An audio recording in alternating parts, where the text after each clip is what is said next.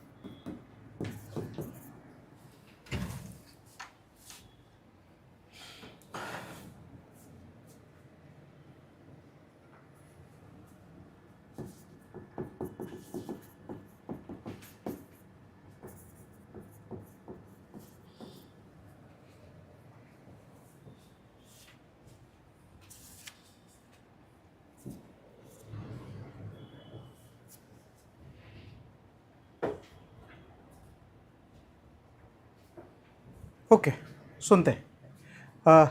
जैसे कुछ इंस्ट्रक्शंस जिससे हम आप लोगों के लिए थोड़ा आसान हो जाएगा।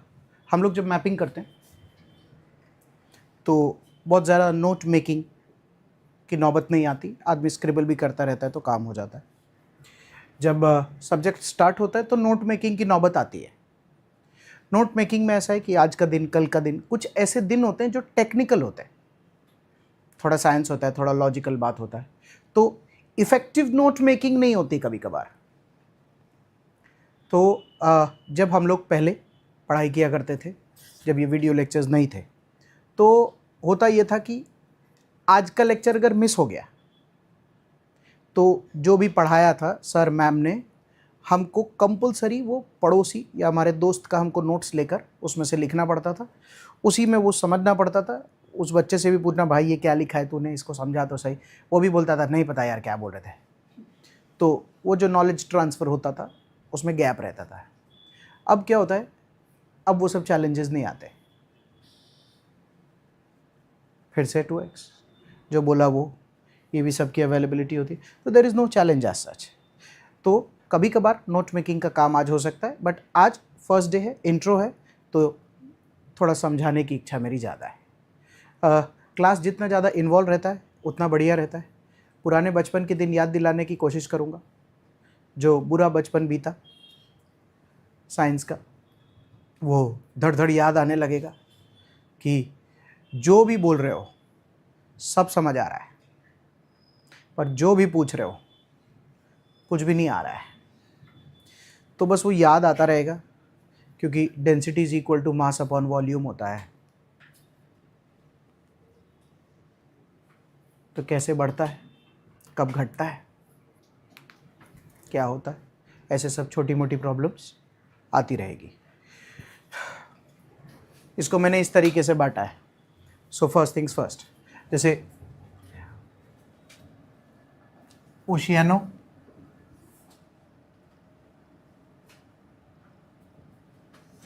ओशियानोग्राफी का मतलब क्या होता है? हाँ, प्लॉटिंग इज ग्राफ, और ग्राफी का बेसिक प्लॉटिंग क्यों करता है, कोई भी आदमी प्लॉटिंग क्यों करता है किसी भी चीज़ को? जाइए एक्सरे निकाल के आइए, ये वो स्टडी करने के लिए। सो बेसिकली ओशियानोग्राफी ओशंस का स्टडी को बोलते हैं। क्या पढ़ाओगे सर, उसको डिफाइन करो। Oceanography is basically the study of the dynamics of the ocean, the thermodynamics of the ocean, the physico-chemical properties of the ocean, the marine ecosystem of the ocean, and the geological aspects of the ocean. होगा कुछ? मुझे अगले कुछ दिन तक इस classroom में ये वाली जो जगह है ये समुंदर रहेगी, मैं जहाँ खड़ा हूँ ये जगह लैंड होगी। सही, आप 5-7 दिन समुंदर में हैं, थोड़ा सा खारापन पानी में ज़्यादा रहेगा, उस वजह से शरीर को किसी न किसी प्रकार की 2-2.5 घंटे तकलीफ रहेगी, झेलिए। फिर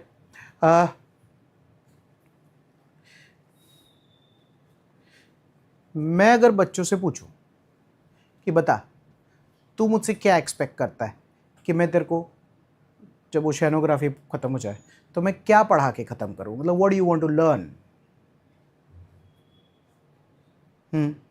बोलते जाओ कुछ भी, आपकी अपेक्षा और इच्छा ही तो है, पूरी तो मुझे करनी है। क्या पढ़ेगा कोई ओशियानोग्राफी में? हाँ, मरीन अवेलेबिलिटी की मछली के बारे में पढ़ाना, ये सब ठीक है। ओशन कैसे काम करते हैं, ये क्या, वो उसका क्या अस्तित्व है, वो कैसे रिसोर्स है।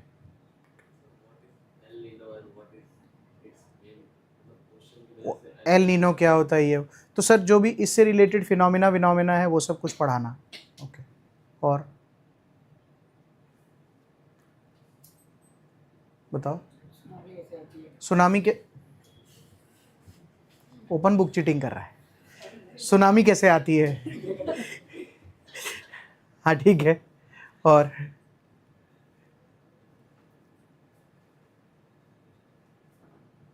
सोच कि अगर मुझसे समुद्र पढ़ना चाहेगा तो समुद्र के बारे में क्या जानना चाहेगा? ओशन करंट, सही बात है कि समुंदर है तो जो लैंड पे वाटर बॉडी होता है, कि लैंड पे रिवर होता है, लैंड पे लेक होता है, लैंड पे ये सब होता है, तो ये समुंदर इससे अलग कैसे है? इसको ऐसे करके टेस्ट कर, खारा होता है ये। नदी का पानी मीठा होता है, तालाब का पानी मीठा होता है, तो इसका पानी ऐसा क्यों होता है, इसका पानी ऐसा क्यों होता है?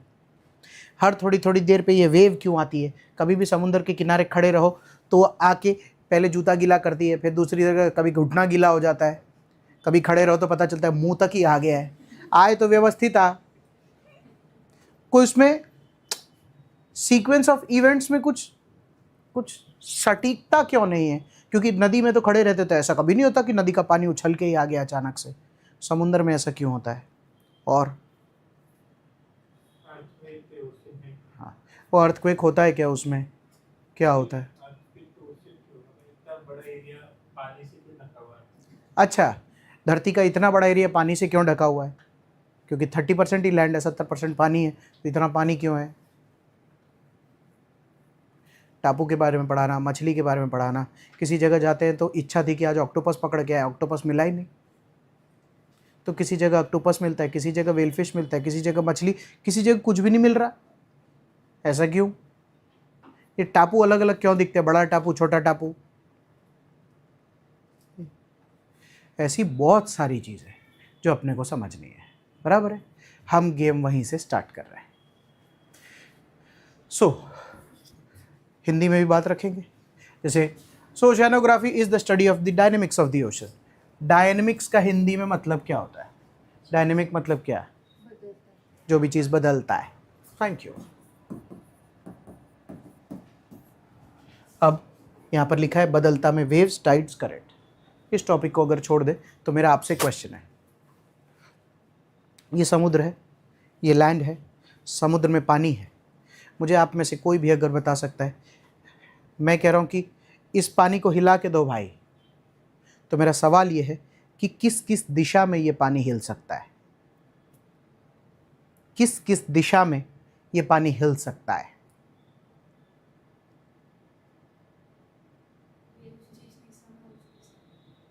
ना, यहाँ नहीं देख के बात करने का, बस इधर ही पानी है, यही मैं हूँ।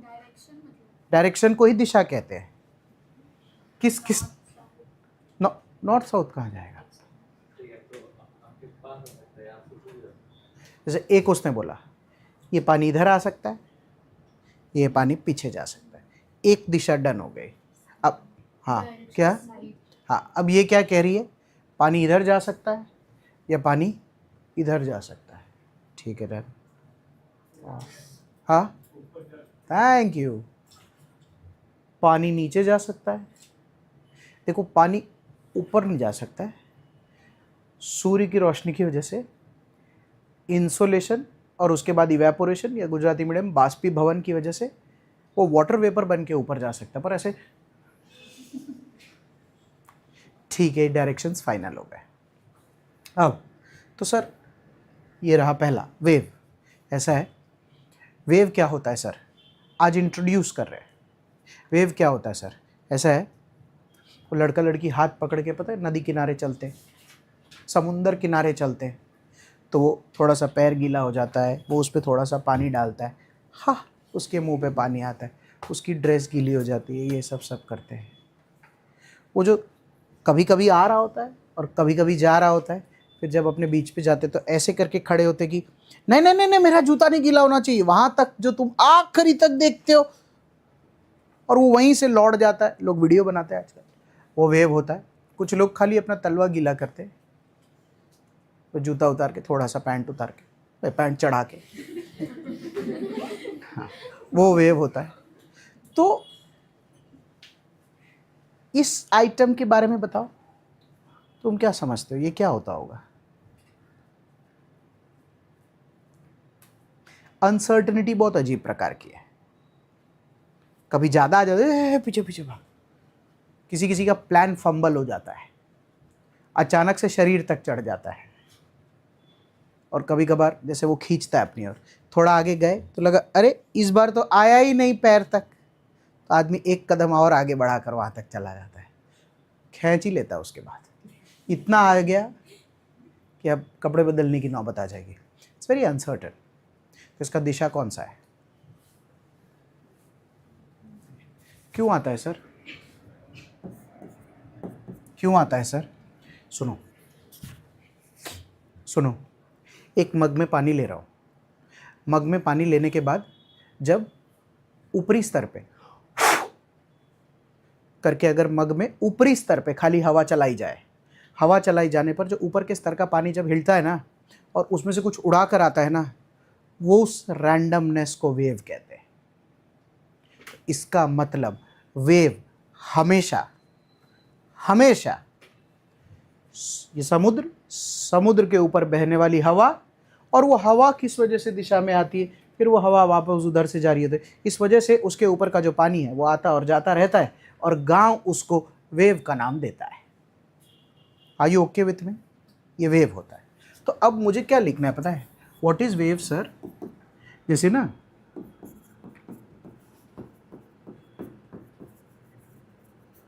टॉपमोस्ट लेयर ड्यू टू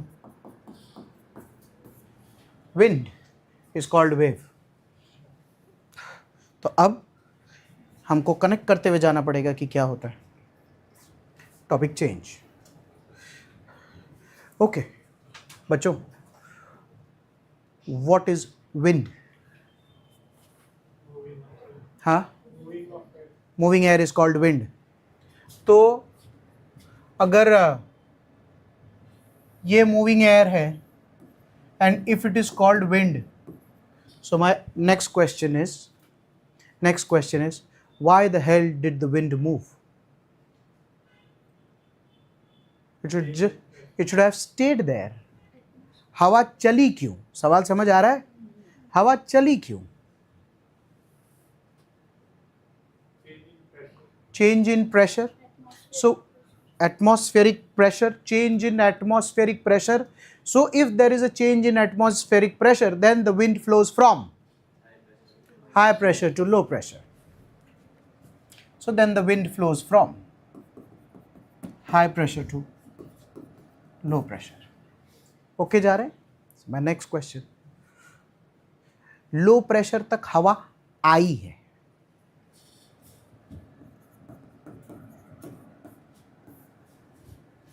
और हाई प्रेशर से हवा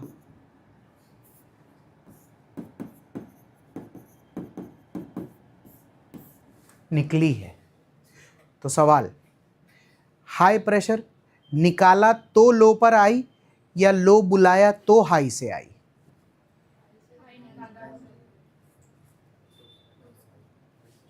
लो पैदा हुआ तो हाई से आई है, पहले लो पैदा होता है। तो अगला सवाल, ब्रांचिंग ही समझ रहे हैं, स्टेप बाय स्टेप ही बात कर रहे हैं। तो सवाल, हमको अभी लो प्रेशर क्रिएट करके दो कहीं पे भी, कैसे करोगे? क्यों खोलना है? तुमको शांत रहना पड़ेगा। लो प्रेशर क्रिएट कैसे होगा कहीं पे? बात तो समझ आ रही है ना? लेकिन बोलती है कहीं पर हाई प्रेशर क्रिएट कर दो। नहीं, सवाल का जवाब फाइनल है। लो प्रेशर क्रिएट होता है और किसी और जगह से हवा आती है, तब जहाँ से हवा निकलती है लोग क्या बोलते हैं, મને ખબર જ નહોતી આપણે हाई प्रेशर पर હતા। तो क्या हाँ हवा जा रही है ना, ओ भाई तो दूसरी जगह क्या हाल हो रहा होगा, वहाँ बहुत लो हो गया है। ओ तो और स्टोरी को बाद में जाने दो, आप मुझे एक लो प्रेशर क्रिएट करके दीजिए, ये मेरा डिमांड है। लैंड और ओशन नहीं, मेरे को सिर्फ आप लैंड पे क्रिएट करके दो। अगर लैंड पे अगर धूप ज़्यादा आ रही हो तो वहाँ पे हाई होगा और वो हवा लैंड से ओशन की तरफ लैंड ओशन अभी मिक्स नहीं करेंगे। गर्मी से हवा उठेगी वो कह रहा है, आधा आधा बात लेते हैं। आप सच कह रहे हैं, बात करते हैं। तो क्या होता है इस जगह पर, इसी जगह पर बना रहा हूं, ले लेते हैं। सुनो, ये लैंड थोड़ा नीचे लेते हैं, ये लैंड है। तो किसी बच्चे ने जो भी कहा, जिस बच्चे ने जो भी कहा अपने थोड़ा थोड़ा देखते हैं। तो मेरा क्वेश्चन है, उस बच्चे ने कहा गर्मी हो जाती है, चलो पैदा कर देते हैं। तो अपन ने गर्मी पैदा कर दी। तो गर्मी पैदा, और ये लैंड है भाई, गर्मी पैदा कर दी। पूछ रहा हूँ खाली, आती हुई सूरज की किरण को अंग्रेजी में क्या कहते हैं? इंसोलेशन। ज्योग्राफी की क्लास है, सनरेज।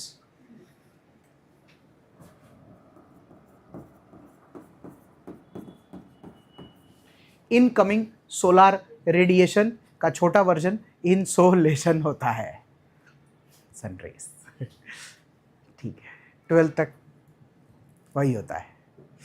इंसोलेशन आया। अब ध्यान से, क्या होगा अब? क्या हो? हाँ, लैंड गर्म हो गए भाई, फिर हवा भी गर्म होगी और फिर जितनी मतलब लाइट, हवा गर्म होने से वजह से वो लाइट होगी तो ऊपर जाएगा। हाँ। अब ये लड़की क्या बोल रही है? इंसोलेशन ले आओ सर। हमने कहा हाँ बिल्कुल। फिर यहाँ पर ये कह रही है कि ये जो हवा है, ये हवा भी गर्म हो जाएगी। मैं अग्री भी कर रहा हूँ, हवा गर्म हो गई, कोई भी आदमी अग्री करेगा, बिग डील। तो मेरा सवाल है चौधरी साहब, ये ऊपर क्यों जाएगा? साइड पे भी तो जा ही सकता है।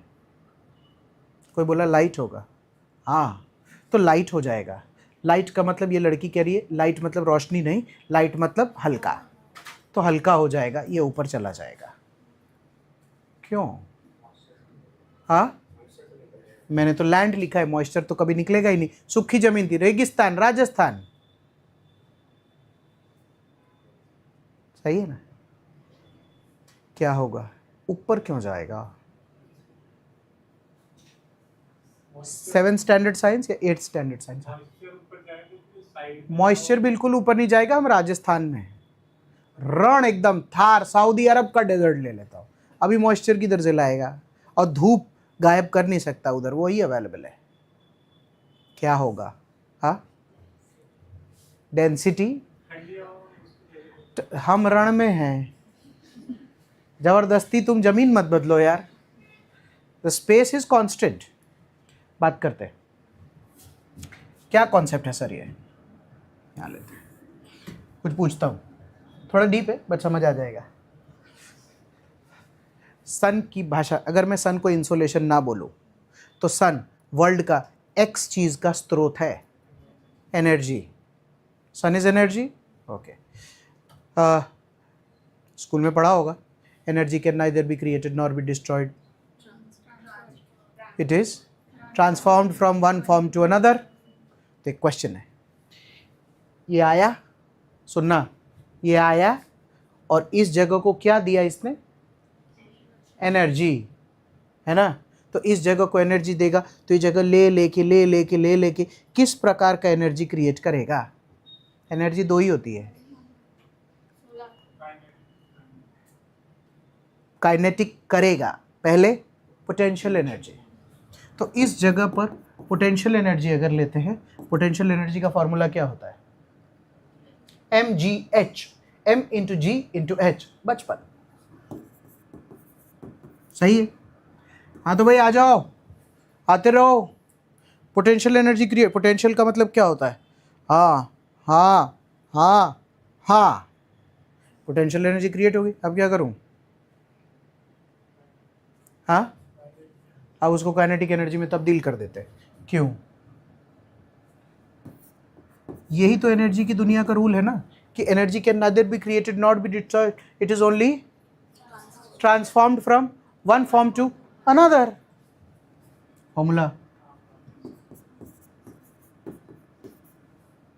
v क्या होता है? वेलोसिटी। तो क्या हुआ पता है? सूरज की रोशनी आई, इस पे गिरी, पोटेंशियल एनर्जी बन के तैयार हुआ। पोटेंशियल एनर्जी वाला थोड़ी देर बाद क्या बोलता है? अब भैया हम काइनेटिक एनर्जी में तब्दील होंगे। तो हमने कहा हो जाओ, हमको क्या लेना देना है। तो काइनेटिक एनर्जी के फॉर्मूले में तो वेलोसिटी आता है ना, इस वाले में तो नहीं आता। तो ये रहा मैं, अब मैं इससे इसमें तब्दील हो गया, तो लैब में जाऊंगा। हमने कहा अब तुम कहाँ जाओगे भाई? बोले हम ऊपर ही जाएंगे। हमने कहा ऊपर क्यों जाओगे? तो उसने कहा कि भैया सुनो, जब हीट आता है और हम में एनर्जी हो जाता है, तो हमारे साथ क्या हो जाता है? ये यहाँ के लिए नहीं है, हमारे साथ क्या हो जाता है कि हमारे में जो इंटर मॉलिक्यूलर डिस्टेंस है वो बढ़ जाता है। मैंने कहा मतलब वो क्या होता है? तो बोला देखिए, कोई एक एक्स आइटम है, उसमें ऐसे ऐसे करके सब है, आप इसको कभी भी हीट सप्लाई कीजिए तो बोले हीट सप्लाई करने की वजह से ये इसमें इंटरमॉलिक्यूलर स्पेस बढ़ जाएगा। हमने कहा इंटरमॉलिक्यूलर स्पेस क्यों बढ़ जाएगा? तो बोले वही तो होता है ना, सब दूर दूर हो जाएंगे, उसी को तो काइनेटिक एनर्जी बोलते हैं। mv², तो वेलोसिटी आएगी तो दूर हो जाएगा। मतलब दूर हो जाएगा का क्या मतलब होता है? तो बोले कि मान लीजिए कि ये ऐसा है, अगर ये दूर हो गया तो इसको डेंसिटी की भाषा में बोलते हैं कि ये कम डेंस हो गया है। डेंसिटी એટલે ગુજરાતીમાં કે हिंदी में बात करें तो डेंसिटी એટલે घनता। घनता એટલે सब ऐसे करके है तो ये घन है। ऐसे केस में अगर ये दूर दूर हो जाए तो ये डेंस है, तो ये लेस डेंस है। मैंने कहा यार, तो इस जगह पर तुम ये कह रहे हो कि सूरज की किरणें आई, mgh को हाफ mv² किया, हाफ mv² से सब दूर दूर हुए, दूर दूर होने की वजह से इंटरमॉलिक्यूलर डिस्टेंस बढ़ गया। कभी भी अगर इंटरमॉलिक्यूलर डिस्टेंस बढ़ जाता है तो उस जगह की जो डेंसिटी है वो कम हो जाती है। तो जैसे ही डेंसिटी कम हो जाती है, वो सब दूर हो जाते हैं, तो वो ना राइज करने लगते हैं। तो क्या हो जाता है कि ये सब ना राइज करने लगते हैं। मैंने कहा राइज करने लगते तो बोले ना, तो लैंड वाली जगह पर ना सन्नाटा हो जाता है, सुन्न। ज्योग्राफी की भाषा में इसी को लो प्रेशर कहते हैं। सही है? तो आज के बाद क्या याद रखना है पता है? किसी भी जगह पर अगर गर्मी हो जाए, इंसोलेशन, गर्मी, काइनेटिक एनर्जी, इंटरमॉलिक्यूलर स्पेस का बढ़ना, उसका लेस डेंसिटी होना, उसका राइज होना, राइज होकर वो चला गया, वो अपना भी कंसर्न नहीं है, वो क्लाइमेटोलॉजी में कंसर्न होगा। हमारा कंसर्न ये है, ये जगह सन्नाटा हो गया, लो प्रेशर हो गया है, मुबारक हो। तो सर अब हाई प्रेशर वाली जगह से आइटम इस जगह पर आएगा, बराबर? तो सर हाई प्रेशर में ऐसा क्या हो रखा है कि उसके पास ज़्यादा कुछ पड़ा हुआ है? क्योंकि ये ऊपर चला गया, नीचे सन्नाटा हो गया, तो हाई प्रेशर वाले के पास ज़्यादा आइटम क्या पड़ा हुआ है? मैंने कहा यार वो थोड़ा डेंसिटी का एक कॉन्सेप्ट है। क्या कॉन्सेप्ट है सर?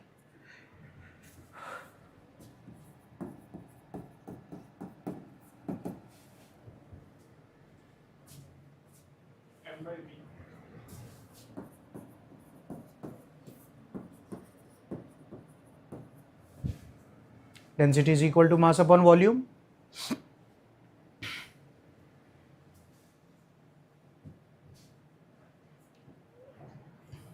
इस क्लास की डेंसिटी हाई है या लो? हाई बोल रही है वो। जैसे कंपैरिजन जब डेंसिटी का करते हैं, तो आज वर्ल्ड में डेंसिटी का कंपैरिजन लिक्विड की दुनिया में किससे होता है? वाटर। वाटर की डेंसिटी कितनी है?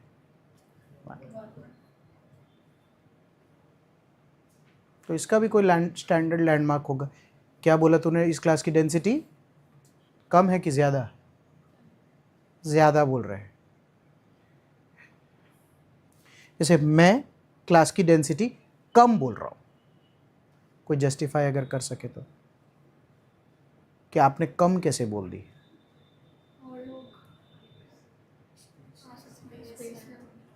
स्पेस है। जैसे every bench is a 3 seat. एक इनिंग में 2 छक्के हो चुके हैं।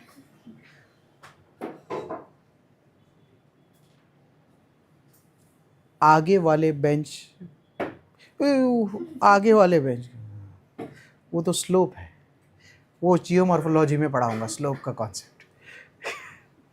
किस इंक्लाइंड पे कभी भी आप किसी भी चीज़ को डालेंगे तो वो नीचे जड़ से पकड़ेगा, तभी वो नहीं गिरेगा।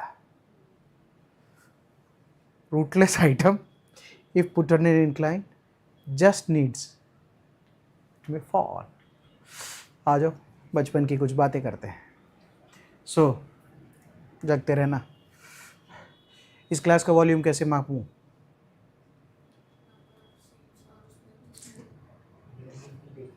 Thank you. Length into breadth into height.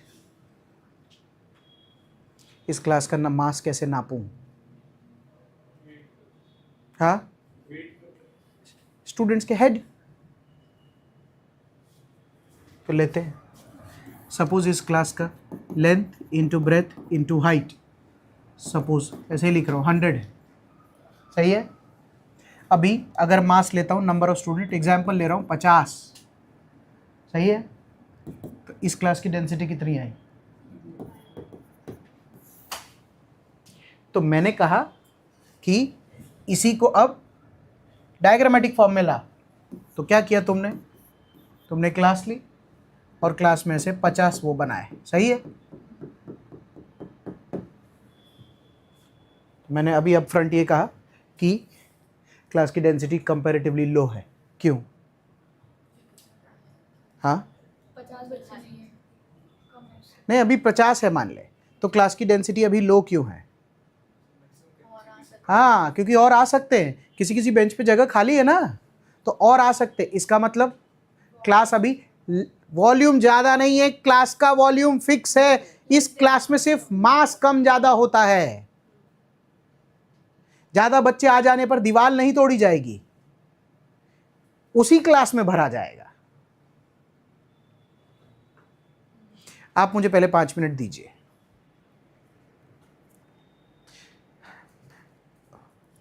पचास बच्चे, वॉल्यूम फिक्स, क्लास की डेंसिटी 0.5। तो मैंने पूछा कि कम है कि ज़्यादा, तो मैंने कहा कि कम है। कम इसीलिए क्योंकि कहीं कहीं पर जगह बाकी है। मान लीजिए इस क्लास में 100 कर दूँ बच्चे, और 100 के 100 जेन्युइनली अगर क्लास में बैठे तो क्या हो जाएगा? हाँ, तो क्या हो जाएगा? क्लास की डेंसिटी बढ़ जाएगी, क्योंकि 0.5 से 1 ज़्यादा है। अगर डेंसिटी बढ़ गई तो बच्चों के बीच में क्या घट जाएगा? Intermolecular distance, intermolecular space. इसका मतलब डेंसिटी का मतलब ये होता है कि अगर कोई डब्बा डबुकला वॉल्यूम का कोई भी आइटम है, उस पर मास डालो, हर मास के बीच में इंटरमॉलिक्यूलर स्पेस होता है। इंटरमॉलिक्यूलर स्पेस अगर ज़्यादा है,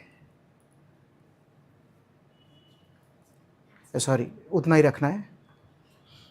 इंटरमॉलिक्यूलर स्पेस अगर ज़्यादा है तो वो आइटम लेस डेंस है, और अगर इंटरमॉलिक्यूलर स्पेस कम है तो ज़्यादा डेंस। मेरी क्या इच्छा है पता है? क्लास में मुझे तो नहीं लग रहा बच्चे बढ़ेंगे 50 से ज़्यादा। इतने लोगों को तो सूरत में यूपीएससी नहीं करना। तो मेरी इच्छा है कि डेंसिटी बढ़ाई जाए। कैसे बढ़ाऊं? इस क्लासरूम की दीवार को आगे ले लो, क्योंकि मैथ्स यही कहता है क्या, कि आइदर आप मास को बढ़ाओगे तो डेंसिटी बढ़ता है, या डिनोमिनेटर न्यूमरेटर में अगर आप डिनोमिनेटर को कम करोगे तो होता है। मैदान में आ जाओ बाहर, इसका तो कुछ कर ही नहीं सकते। बाहर के मैदान में आए तो क्या बोला, वॉल्यूम का क्या, अरे कौन नापेगा भाई, कैसे नापेगा? तो बाहर वॉल्यूम का तो कुछ हो ही नहीं सकता। वॉल्यूम कितना है? धरती जितना। एयर का वॉल्यूम हमको क्या मालूम। तो गेम एयर की दुनिया में मास पे आता है। अब मास दूर, डेंसिटी कम, जैसे ही मास दूर होता है तो मास ऊपर जाने लगता है। ये बात अपनी हो गई। तो अभी जो मैं कनेक्ट करने की बात कर रहा था वो अभी हाई प्रेशर वाली बातें अपनी बाकी है। तो अब मेरा सवाल है कि अगर लो प्रेशर वाली में ये सारी अंग्रेजी हो गई धूप की वजह से, तो फिर हाई प्रेशर वाली में क्या हुआ होगा? हाँ, मास ज़्यादा हो गया होगा, डेंसिटी, वॉल्यूम, ठोका ठोक चालू। लोगों ने नंबर लिया, मैंने कहा क्या क्या करना है, किसी ने डेंसिटी बढ़ा दी, किसी ने मास बढ़ा दी, किसी ने मास। हम नेचर की बात कर रहे हैं। जैसे मैं इस क्लास को बोला अभी थोड़ी देर पहले, इस क्लास को क्या बोला था, मेरे को कैसे भी करके लो प्रेशर क्रिएट करके दो। तो अब मैं उल्टा कह रहा हूँ, कैसे भी करके हाई प्रेशर क्रिएट करके दो। हाई प्रेशर क्रिएट करके दो, धूप कम हो जाए तो, क्योंकि इसी का ये उल्टा होता है। अगर इंसोलेशन से कोई भी जगह लो प्रेशर वगैरह तब्दील होती है तो ठंड की वजह से। Thank you. अब करते कुछ, सुनो, साथ में रहना। हाई प्रेशर, यहाँ से हवा निकली, कैसे सर? सुनो, कोई जगह जब ठंडा होता है तो उधर क्या होने लगता है? उधर क्या होने लगता है? क्यों बढ़ती है डेंसिटी? हाँ, क्योंकि ठंडी की वजह से मास करीब आता है। तो ठंडी की वजह से मास करीब आता है को अंग्रेजी में क्या लिखूं? Thank you. तो इस जगह पर इंटरमॉलिक्यूलर स्पेस जो होता है वो कम होता है। कभी भी अगर इंटरमॉलिक्यूलर स्पेस कम होगा तो डेंसिटी सही है। पूछ रहा हूँ खाली, कॉन्सेप्ट डेंसिटी का है। कोई चीज़ ज़्यादा डेंस होती है तो वो भारी होती है, या कोई चीज़ कम डेंस होती है तो भारी होती है? ज़्यादा डेंस होती है वो भारी होती है। क्यों?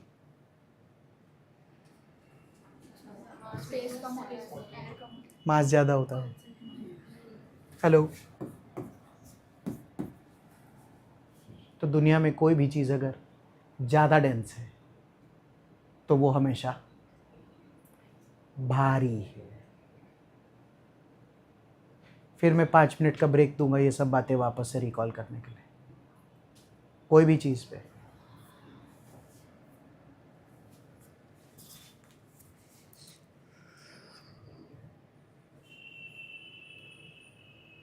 डेंस तो भारी हो जाता है, दूर दूर रखते तो हल्का रहता है ना, पास लाएंगे तो मास करीब आ गया तो भारी हो जाता है। तो दुनिया में अगर किसी भी जगह पर अगर डेंसिटी बढ़ती है तो वो भारी हो जाता है। जब भी दुनिया में कोई भी चीज़ भारी हो जाता है तो मेरा एक क्वेश्चन है, जवाब आप, मेरा एक आंसर है, आप जस्टिफाई करेंगे। मैं ये कहता हूँ कोई भी चीज़ भारी हो जाती है तो वो नीचे जाने लगती है, क्यों? हाँ, ग्रेविटी। आज ताकत नहीं है पढ़ाने की, पर small g is equal to capital G m1 m2 upon r square. कोई भी दो चीज़ के बीच में ग्रेविटेशनल पुल, अगर कभी भी ग्रेविटी बढ़ानी है तो खाली उस जगह का मास बढ़ जाएगा तो ग्रेविटी बढ़ जाती है। 8th standard. तो दुनिया में कोई भी चीज़ अगर भारी हो गई तो गुरुत्वाकर्षण के रूल की वजह से, जो यूनिवर्सल लॉ ऑफ ग्रेविटेशन है, उसकी वजह से कोई भी चीज़ भारी होकर नीचे खींचने लगती है। ठंडा हुआ, इंटरमॉलिक्यूलर स्पेस कम हुआ, वो ज़्यादा डेंस हुआ, डेंस होने की वजह से वो भारी हुआ, और भारी की वजह से वो नीचे जाने लगता है। तो खाली मैं लिख रहा हूँ, दबान बढ़ने लगता है। भारी होगा तो दबान बढ़ेगा ना, दबान बढ़ने लगता है। उस बढ़ते दबान को अंग्रेजी में क्या बोलते हैं? High pressure. मुबारक हो, हाई प्रेशर हुआ है।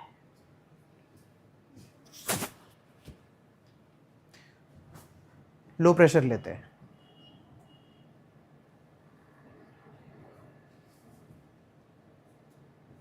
हाई प्रेशर लेते हैं।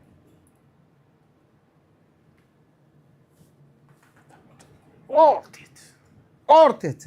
दुनिया में कभी भी कोई भी चीज़ इतनी तेजी से दबेगी तो क्या होगा? हाँ, बोल बोल बिंदास।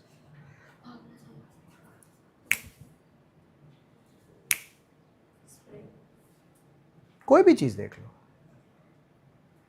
जो लिपिड फॉर्म में हो। एक्चुअली सॉलिड वाला भी कोई भी मान ले उल्टा कोई भी दबा देगा, टूटेगा तो किस दिशा में? जिस दिशा से प्रेशर आ रहा है उसके अलग दिशा में, हाँ कि ना? तो दबाण क्रिएट था है तो एक भाग है। तो जब वो भागता है तो दुनिया तो लेकिन इक्विलिब्रियम एंजॉय करती है ना, हाँ कि ना? दुनिया तो इक्विलिब्रियम एंजॉय करती है ना। तो जब भी किसी जगह पर ठंड, इंटरमॉलिक्यूलर स्पेस कम, डेंसिटी ज़्यादा, भारी हो जाता है, जब दबाण क्रिएट होता है, हाई प्रेशर क्रिएट होता है, तो वो उधर से निकल जाता है। तो जैसे ही वो उधर से निकलता है तो वो कहाँ जाने की कोशिश करता है? लो प्रेशर कहाँ है भाई? तो ले रहे ठंडी, इधर इधर इधर आए वो भाई, आए वो। तो इसीलिए ठंडी जगह से वहाँ से हवा आती है और वो जगह एकदम एम्बियंट हो जाता है। तो वर्ल्ड यही तो चाहता है ना, जहाँ गर्म हो वहाँ ठंडी हवा आए, जहाँ ठंड हो वहाँ थोड़ी नरमी आए, हाँ कि ना? यही इस दुनिया का दस्तूर है। हाई प्रेशर क्रिएट होता है, आँख से एक बार देख लो। तो that is why wind flows.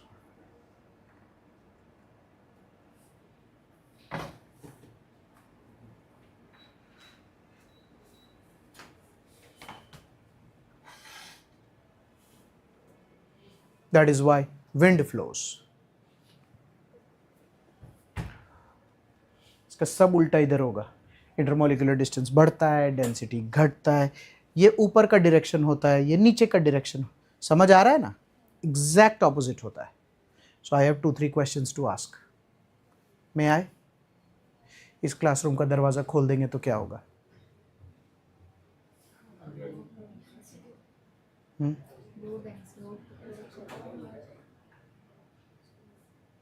I need somebody who's decently confident. इस क्लासरूम का दरवाज़ा खोल देंगे तो क्या हो जाएगा? पूरे पानी फेर दिया तुमने। अंदर की हवा बाहर जाएगी। अंदर एयर कंडीशन है, बाहर आग लग रखी है। तो जिस भी जगह आग लग रखी होती है तो लो प्रेशर होता है, हम हाई प्रेशर पे हैं। तो wind will always flow from high pressure to low pressure. घरों में मजाक नहीं उड़ाने का पेरेंट्स का, पर घरों में जो बातें चलती है कि बंद एसी का कमरा होता है बाहर, जल्दी बंद कर, बाहर की हवा अंदर आ जाएगी। विज्ञान की मौत होती है उस दिन। बाहर की हवा कभी अंदर आ ही नहीं सकती। बाहर की हवा अंदर कभी आ ही नहीं सकती। Wind always flows from high pressure to low pressure ना, it can never flow from low pressure to high pressure. जो खिड़की होती है मतलब सर्कुलेशन ऐसे ही होता है ना कि गर्म हवा गेट खुलती है, खिड़की खुलती है, गर्म हवा ऊपर से आती है, ठंडी हवा नीचे से निकलती है। खिड़की कहाँ है उस पर निर्भर करता है। ये गेट, गेट खुलते ही ऊपर से गर्म हवा अंदर हाँ, आएगी। और नीचे से एक्चुअली गर्म हवा अंदर नहीं आती है, वो तो इक्विलिब्रियम का काम कर रहा होता है। कोई गर्म हवा थोड़ी अंदर आती है, वो तो बाहर की हवा खाली ऐसे ऐसे अंदर की तरफ वो इक्विलिब्रियम क्रिएट करता है। जो हवा, जिसको तू हवा बोल रहा है, जो बाहर जाती है वो तो ठंडी जाती है। खाली होगी जगह तो बाहर कोई खाली नहीं होता, ये दुनिया है। सब बाहर बढ़िया है, सब खाली भरा, सब इक्वल है। आप जब कोई मॉल में वो जो ऑटो डोर होता है, आप जब उसके अंदर जाते हैं, सपोज ये अभी क्लास में कोई भी बच्चा अगर एंटर करेगा तो वो अंदर आएगा तो उस एक हवा बाहर जा रही होगी तो उस पर मुंह पे हवा लगेगा और फिर वो क्लासरूम के अंदर एंटर करता है। यही रूल है, यही क्लास में बताना है।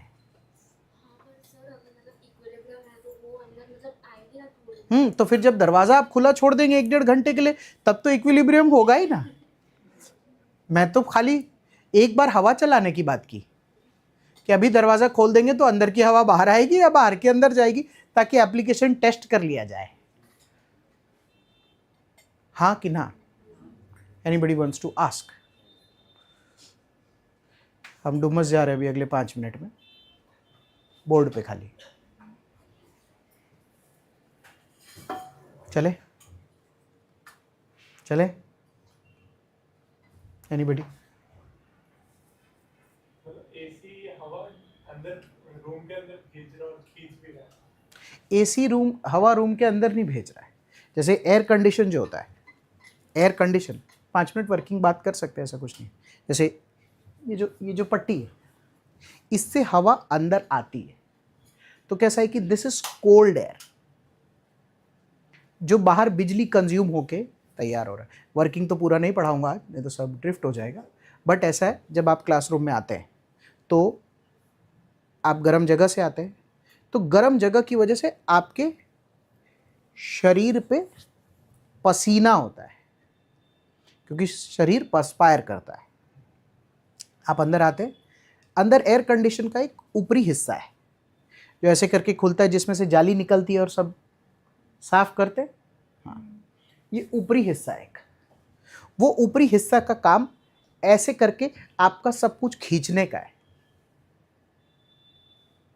तो इधर पसीना होता है सब जगह, तो एसी जब चल रहा होता है तो वो वाला पार्ट ऐसे कर करके सब कुछ खींच रहा होता है।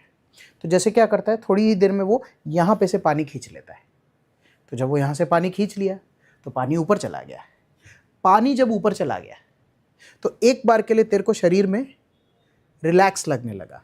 जैसे मेरे को अगर बहुत पसीना आ रहा होता है और मुझे रिलैक्स होना होता है, रिलैक्स तो हो ही नहीं पाते, पर फिर भी अगर टेम्परेरली रिलैक्स होना होता है तो मैं क्या करता हूँ?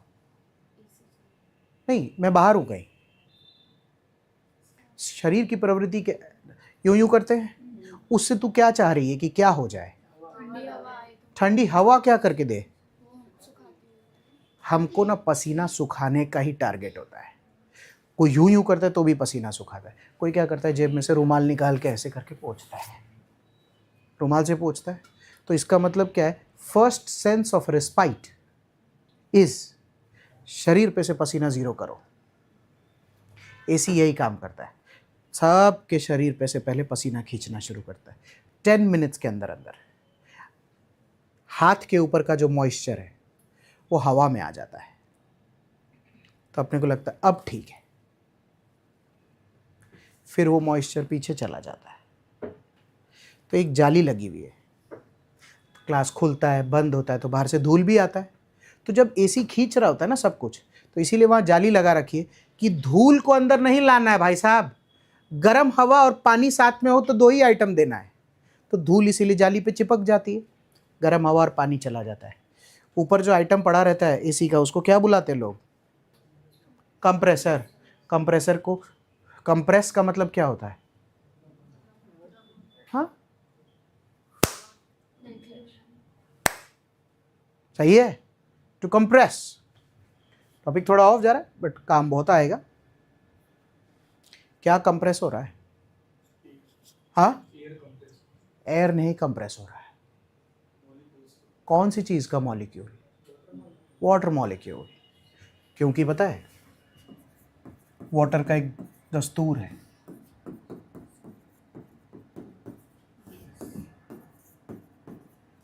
मुझे इससे इसमें कन्वर्ट करना है। क्या करूं? हीट। इस प्रोसेस को क्या बोलते हैं?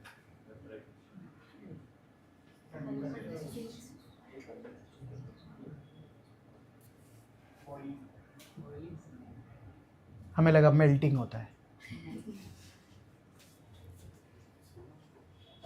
गाइस, सस्ता 7th स्टैंडर्ड।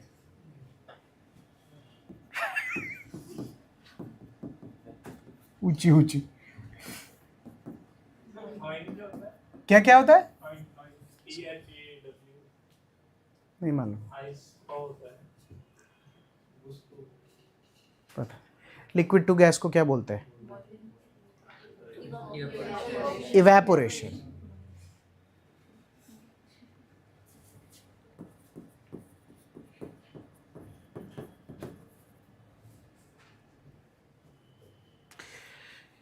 इससे ये करना है, क्या करूं पहले?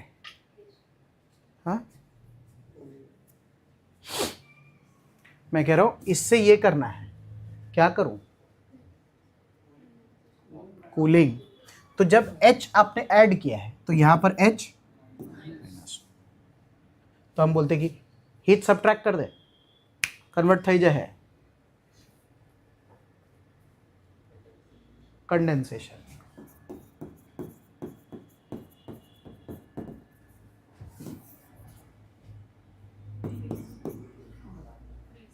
फ्रीजिंग।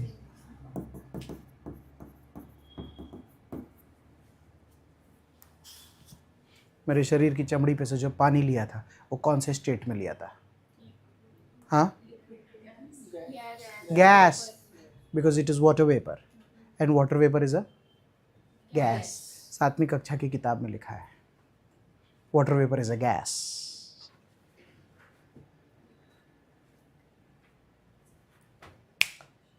गैस।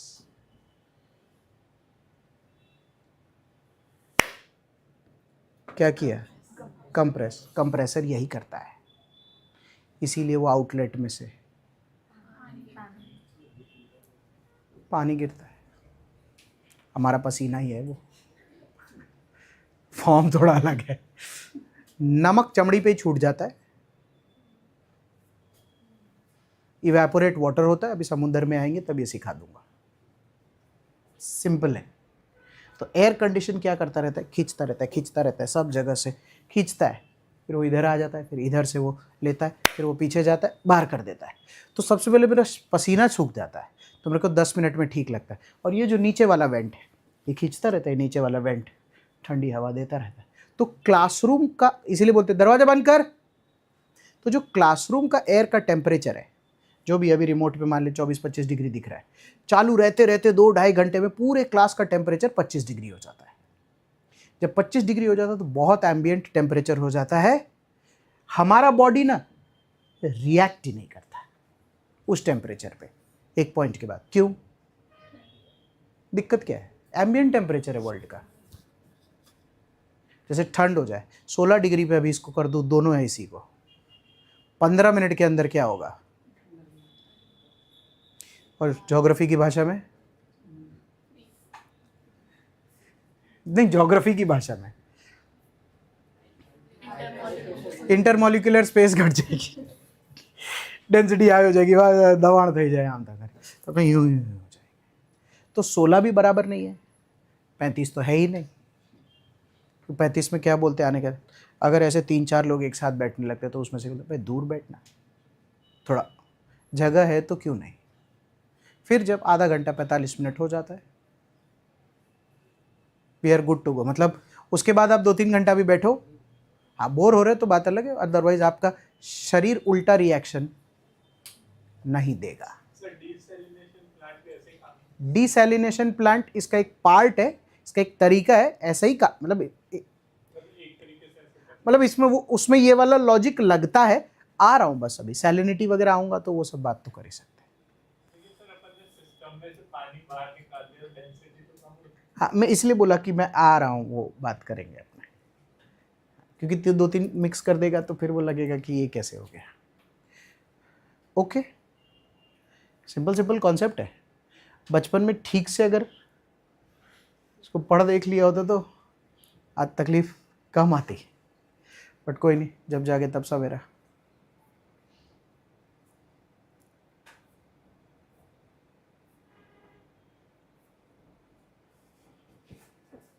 वहीं आ जाते हैं जहां से शुरुआत की थी, वेव। अरे एक बात तो रहेगी, वो डुमस जाना था।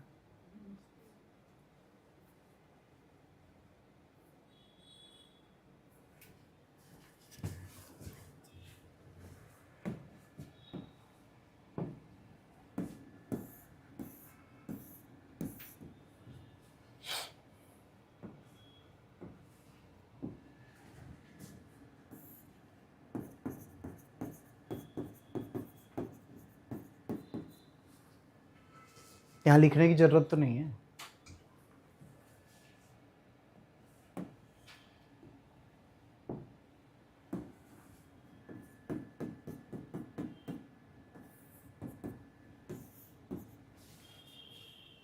तो दोनों पे ही गिरेगा। कुछ समझा रहा हूँ, जैसे ऐसा है, लैंड की जो प्रवृत्ति होती है, प्रॉपर्टी, थैंक यू, लैंड की जो प्रॉपर्टी होती है वो ना बहुत जल्दी गर्म और बहुत जल्दी ठंडा होता है।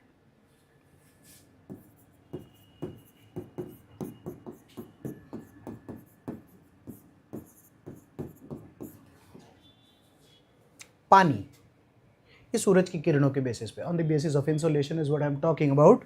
वाटर, ये ना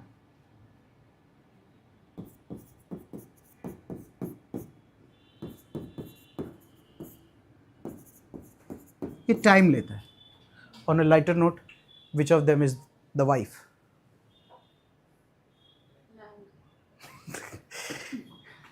The answer comes from a female, so then it is right. Huh? Which of them is a wife?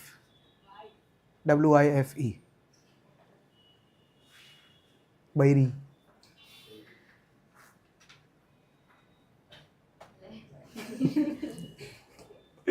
Again, the answer comes from a girl. These are dads. They take time. साल में एक दो बार ही होता है, कभी कभी एक दो साल में एक बार होता है। किसी किसी का सिर्फ घर में माहौल क्रिएट किया जा रहा है कि ऐसा एक दिन हो जाएगा। किसी किसी के तो जीवन में ही नहीं हुआ है, बस उसके मेंटल ये है कि अगर हुआ तो पूरा बिल्डिंग गिरा देंगे। बाप को पता ही नहीं है कि उसके नाम पे धमकी दी जा रही है मार्केट में, और देने वाला आदमी एकदम अंगत का आदमी है, जिसको लोग प्यार से माँ बुलाते हैं। आने दे पापा को, बोलती हूँ पापा को, ये वो कुछ पता नहीं चलता है।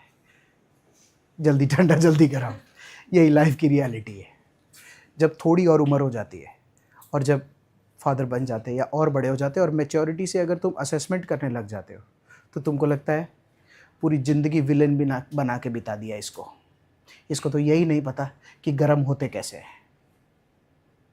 25-30 की जब आपकी उम्र पार हो जाएगी तो पापा एक बात करनी है, तब तक इतना माहौल क्रिएट कर रखा होता है कि आदमी रुक रुक के बात करता है कि पापा से बात करना है। ना ना ना, 25-30 की उम्र हो जाती है, they also start getting old, so and you become a little, you age, तो फिर आपको लगता है कि बात करता हूँ, पापा एक बात करनी है, तब तक हिम्मत आ जाती है तो बोलो बेटा बैठो, क्या बात है। तब आपका पहली बार कल्चरल शॉक लगेगा कि मुझे लगा था कि ये तो डांटेंगे,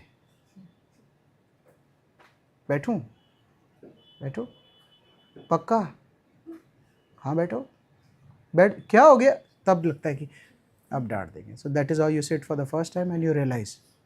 2-4 बार जब ऐसा हो जाएगा तब खुद लोग पूछते पापा से, पापा आप गर्म होते हो गए क्या, आप गुस्सा उस्सा करते हो गए। उतने में तो अब 30 साल काट लिए, अब पीछे जाके तो कुछ हो सकता है नहीं। So basically dads are not very hot tempered people. Even if they are to the world. That doesn't happen at home. माहौल क्रिएट करता है ये सॉरी। सो क्वेश्चन, सुबह 8 बजे की बात है, सूरज राइज हो गया, ये दोनों जगह कर रहा है। जैसे 2 क्वेश्चन,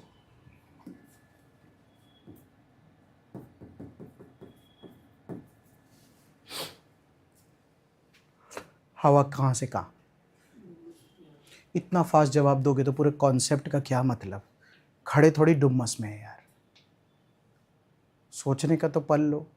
हवा कहाँ से कहाँ, लैंड से सी या सी से लैंड, लैंड टू सी, क्यों?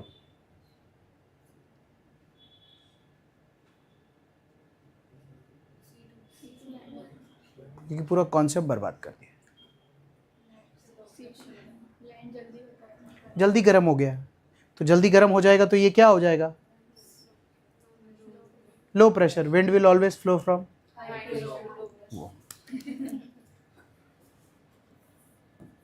11 बजे। ब्रीज का क्या नाम दो, सी ब्रीज।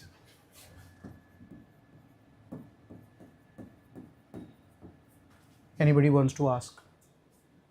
सवाल, ये जो इतना सारा इंग्लिश बोल रहा था, इसका एप्लीकेशन पूछा खाली कि हाँ हाँ करने के बाद समझ आ रहा है कि नहीं आ रहा है। ओके, अप्लाई कर लेते हैं। अप्लाइड ही है मेरे हिसाब से। 8 बजे सूरज की किरणें आती है, 11 बजे तक दोनों पे गिरती है, 11 बजे दोनों पे गिरती है, तो ये टाइम लेता है। ये कंपैरेटिवली ठंडा है ना, पर ये तो लैंड है, ये तो जल्दी गर्म हो गया। 11 बजे सुबह तो जलने लगता है। जब 11 बजे सुबह चलने लगता है तो लो प्रेशर हो जाता है, इसका एयर राइज हो जाता है। राइज हो जाने की वजह से विंड विल फ्लो फ्रॉम। तो ऐसे केस में अगर कोई भी इंसान, अगर ऐसे केस में कोई भी इंसान इस लैंड पे यहां पर इस तरीके से इस साइड मुंह करके खड़ा है, इस साइड मुंह करके 11 बजे सुबह खड़ा, तो बहुत मस्त हवा आती है। ऐसा है। इसी का उल्टा, इसी का उल्टा, जैसे the question changes, only the style of questioning is changing. Land breeze कब बहेगा? रात को।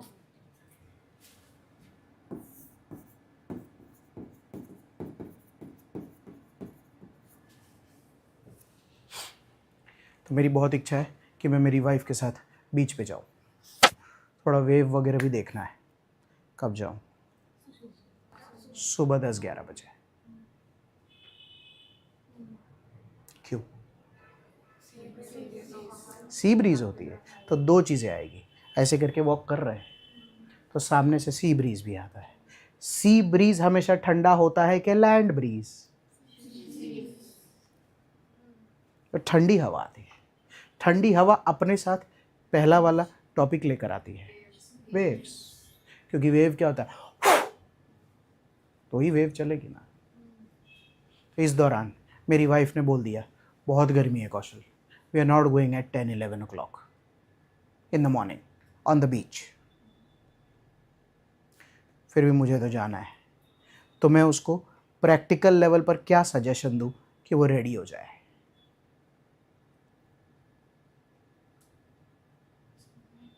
हाँ,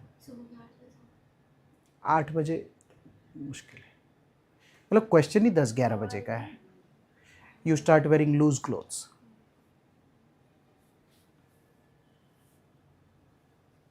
कि नहीं लगेगी गर्मी। क्यों? क्योंकि अगर हल्के कपड़े, खुले कपड़े, कॉटनी होते हैं, तो अगर 10-11 बजे ऊपर से गर्मी लग रही होती है तो ये सब परस्पायर होता है। कपड़े ढीले हो तो चलती हवा क्या करके देता है, कपड़ों के बीच में से जाता है, कपड़ों को गीला होने ही नहीं देता है। तो अगर कपड़े गीले नहीं होते तो उतना वो नहीं लगता, तो आदमी उस विंड को एंजॉय करता है। Sea breeze. समझ आ रहा है क्या बोल रहा हूँ? गुजरात में सूरत में लोग रात को डूमस जाते हैं, देखा पवन हद नहीं, कभी भी नहीं होगा। भूगोल तुम्हारे हिसाब से चलेगा कि तुम कितने बजे डूमस जा रहे हो, ऐसा नहीं होगा। लैंड ब्रीज में पवन कैसे चलेगा? तो ले पाछड़ती बोचा आज डुम्मस गए ना, वो गरम हवा आती। दर रोजे डुम्मस रात्रे जैसे तो गरम ज हवा रहसे ने, ठंडी हो ही नहीं सकती। बात समझ आ रही है? आगे बढ़ सकता हूं।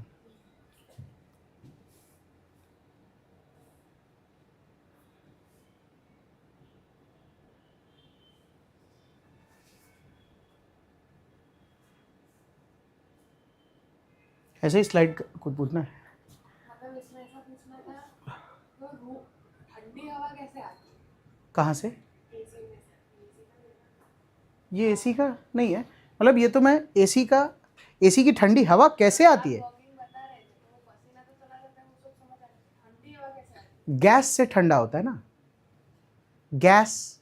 तो पता है एसी सर्विस, हाँ, तो बोलते गैस लीक થઈ ગયું, ठंडू થતું જ નથી। तो बोले भाई आ एसी चालतो જ नहीं भाई, ये तो ठंडा तो हो ही नहीं रहा इससे। साहब गैस कम हो गई, गैस लीक हो गया। फिर उसका पूरा वर्किंग सिखाना पड़ेगा। आज नहीं, समुंदर रह जाएगा। पर एक बेसिक खाली उसका आइडिया दे रहा था मैं। Density is equal to mass upon volume. Intermolecular space का कॉन्सेप्ट होता है। क्लासरूम की डेंसिटी अगर बढ़ानी है तो 50 से या तो 100 बच्चे करो। हाँ, 50 से अगर 100 बच्चे किए तो इसका मतलब आपने मास इंक्रीज किया है। अगर 50 से ज़्यादा बच्चे क्लास में बढ़ नहीं रहे हैं तो फिर क्लास की दीवार को आजू बाजू से पास खींच लो, वॉल्यूम को घटाओ तो डेंसिटी बढ़ के आएगा। इसीलिए डेंसिटी बढ़ाने का एक ही तरीका, दो ही तरीके हैं, और डेंसिटी घटाने के दो ही तरीके हैं। Are you with me? Because density होता ही मास अपॉन वॉल्यूम है, तो वदघट में तो दो ही आइटम लगता है, तो दो ही होगा ना, तीसरा आइटम एग्जिस्ट ही नहीं करता है साइंस में। Going good? एक बार आग घुमा लो।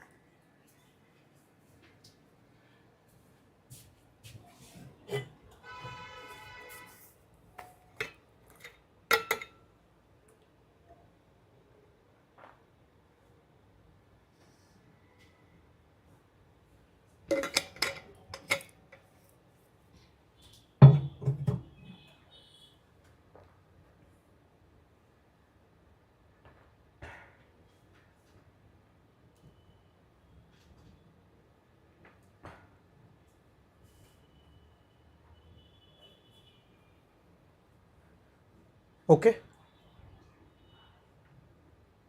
Anything?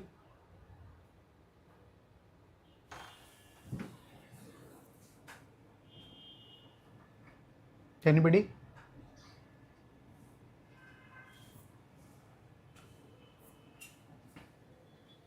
Fair?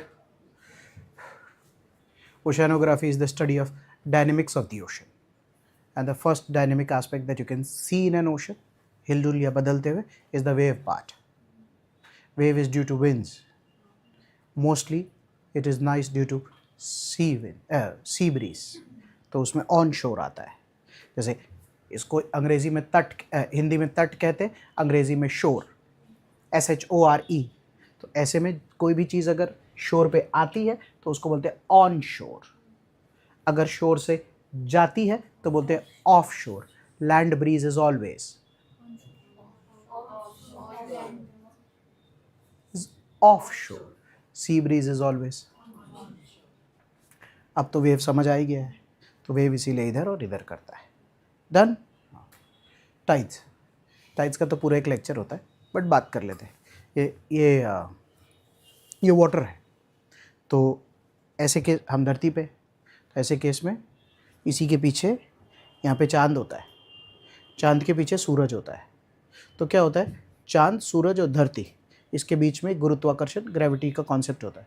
तो gravitational pull of the moon and the सन,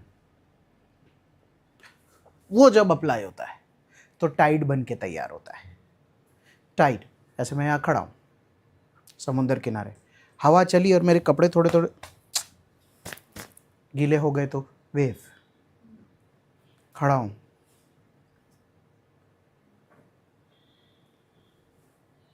पूरा डूब ही गया, 15 से 20 मिनट ही लगी और डूब गया। तो ना ग्रेविटेशनल पुल आ रहा था ना सन और मून का, तो gravitational pull of the sun and the moon ने हाई टाइड क्रिएट किया है। गुजराती मीडियम में कहते हैं भरती। जैसे सामने चला गया सन मून, उधर खींचा, लो टाइड आ गया, तो इसीलिए हाई टाइड होता है, लो टाइड होता है। ओके, तो ऐसे में अगर बात करें, ऐसे में अगर बात करें तो ये भी सेम दिशा में होता है, बट ये जो होता है ये होता है ड्यू टू, पूरा एक लेक्चर होगा और टाइड्स वर्ल्ड में पढ़ेंगे। आज तो इंट्रोड्यूस कर रहे हैं कि क्या बात है, ताकि सोचने लग जाए उस दिशा में। सो वेव्स, टाइड्स, है ना। थर्ड होता है करंट्स। 2 लेक्चर करंट के लगते हैं, करंट्स खाली पढ़ाने में। तो करंट्स में ऐसा है बच्चों, करंट आप और मैं तो टच भी नहीं कर सकते करंट को। क्यों? समुद्र में ऐसा 100 मीटर दूर जहाँ हम डूबने तैरने ये पानी, उसके बाद का एक मूवमेंट आता है, वो करंट होता है, उसको ओशन करंट कहते हैं। कल पढ़ाना है, मैं इसका खाली दिशा दे रहा हूँ इसको, और यहाँ लिख रहा हूँ लेटर।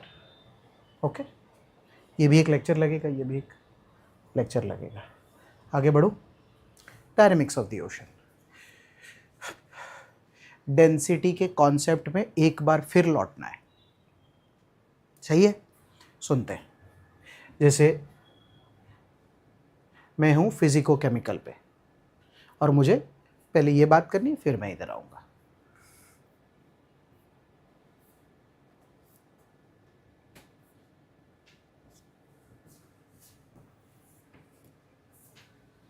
यही डेंसिटी का कॉन्सेप्ट है, सुनते हैं।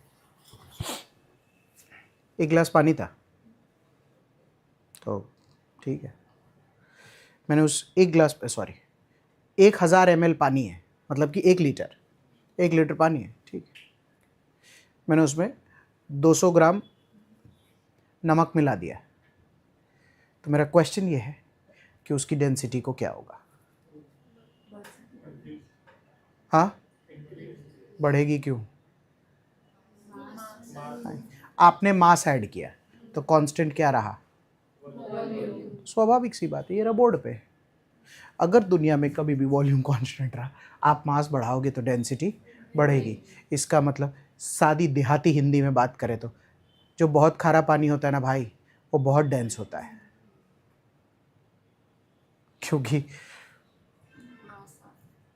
मास ज़्यादा होता है, क्योंकि वो वाटर सलाइन होता है। Question change.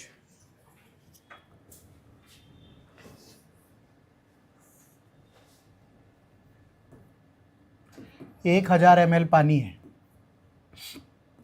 इसमें 200 ग्राम सॉल्ट है। तो किसी ने मुझसे पूछा, सर सैलिनिटी क्या है बोली आपने, कैसे?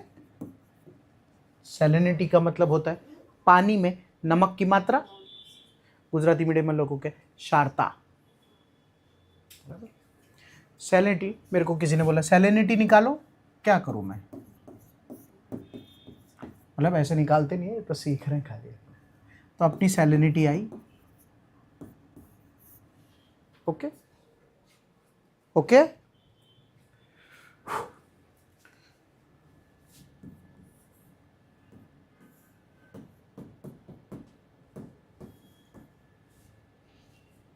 पानी उड़ गया, अब यहाँ पर पानी जो है वो बचा है, सॉरी,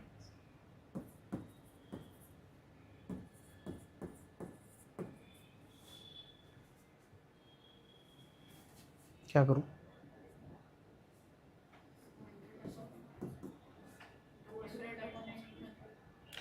$200 ही लिखना है। हाँ, क्योंकि जब सूरज की किरणें आती है और जब पानी उड़ जाता है तो साथ में नमक नहीं उड़ता, नमक तो वहीं रहेगा। तो इस केस में 200 डिवाइडेड बाय 800, 0.4,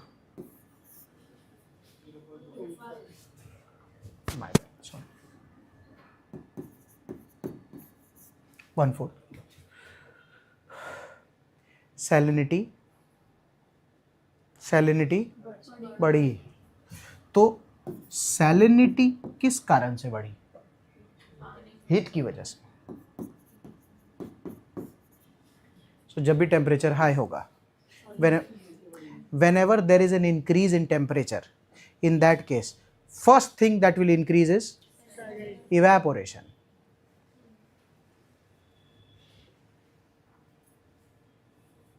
पहले सैलिनिटी थोड़ी बढ़ जाएगी, पहले तो इवेपोरेशन बढ़ेगा ना। 200 ml पानी निकलेगा मार्केट में तभी तो, हाँ कि ना? सही है। अब एक बात पूछनी थी, ये अंग्रेजी तो हो गई।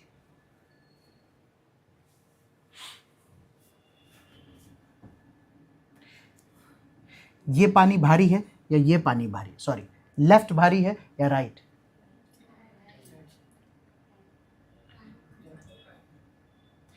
लेफ्ट ऐसे नहीं कहते,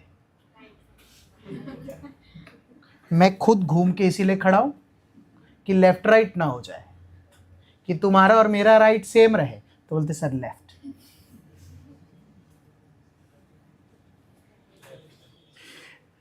पानी कौन सा भारी है?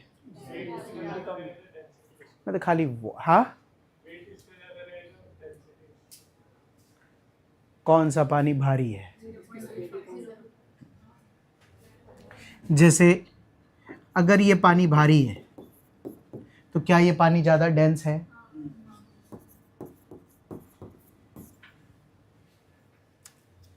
डेंस है ना। क्यों डेंस है? क्या घटा जो ये डेंस है? वॉल्यूम, पानी। तो कोई भी चीज़ अगर डेंस है,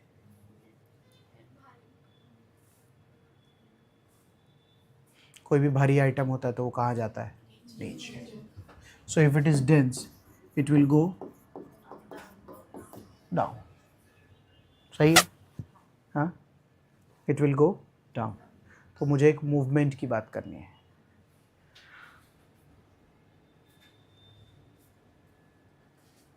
पता है क्या होता है? सूरज की किरणें गिरती है, इवेपोरेशन होता है, ये जो नमक की मात्रा है पानी में वो बढ़ जाती है और पानी सलाइन हो जाता है। जब पानी सलाइन हो जाता है ना तो पानी बहुत डेंस हो जाता है, और डेंस आइटम हमेशा सबसाइड करता है।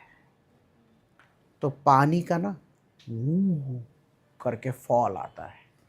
तो जब मैं पानी में, ओए नीचे काय को जा रहा है? नमक बढ़ गया साहब, नीचे जाना पड़ेगा। तो मैं क्या बोलता हूँ पता है? हीट की वजह से पानी में चेंज आ रहा है, बदलाव। और जो मूवमेंट शुरू हुआ है वो है थर्मो हलाइन सर्कुलेशन। इसमें क्या हुआ, क्या हुआ, क्या हुआ सर बोर्ड पे?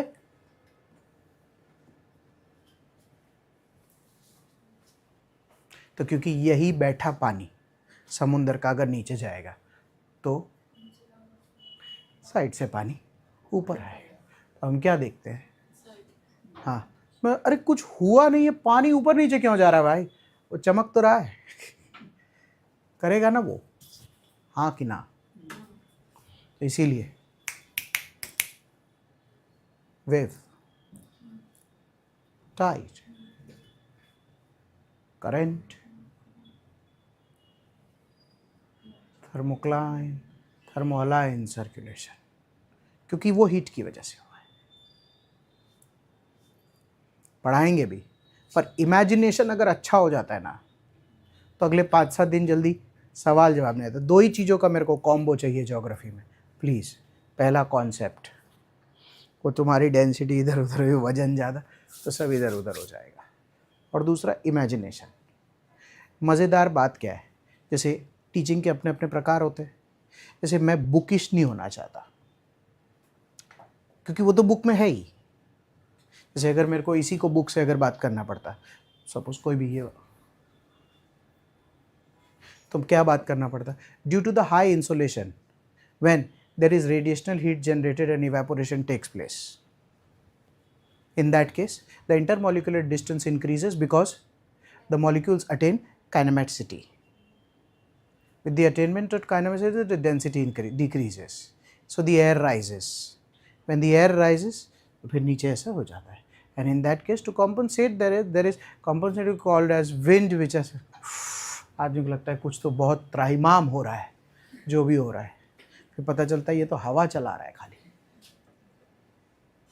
डायग्रामेटिक हो जाए तो मज़ा आ जाता है, कॉन्सेप्चुअल क्लैरिटी हो तो इजी हो जाता है, इससे बुक रीडिंग फास्ट हो जाती है। तो सर इन लेक्चर से सबसे बड़ा नुकसान क्या होता है? फ़ायदा तो समझ गए, बच्चे इसके आदी हो जाते हैं कि ये वाला तरीका सबसे सही है। कॉन्सेप्चुअल क्लैरिटी हो जाता है तो बुक पढ़ने में उनको लगता है समझ गया मैं भी, क्या बुक में पढ़ना है। दुर्भाग्यपूर्ण बात यह है कि उसी भाषा में सवाल बनते जो मैं भी बोल रहा था, ऐसा नहीं बनता है।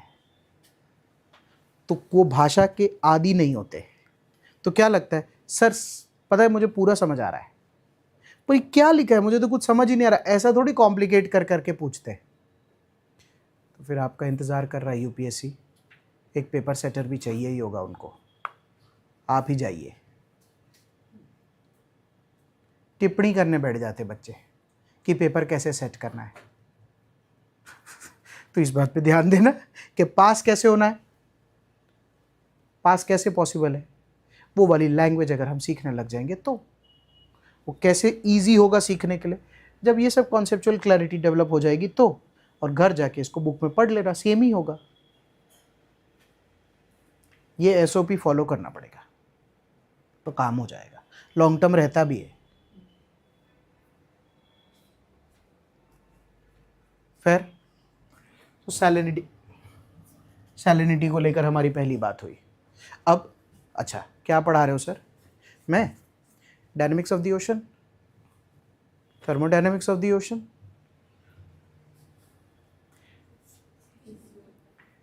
Physics and chemistry part of this item.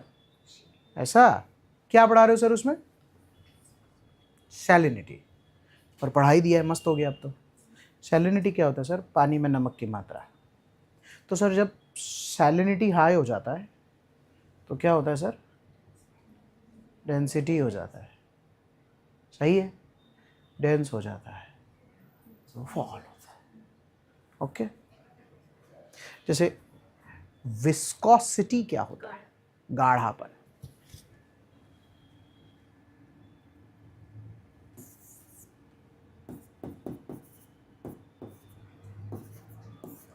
जो शहद में होता है, गाढ़ापन।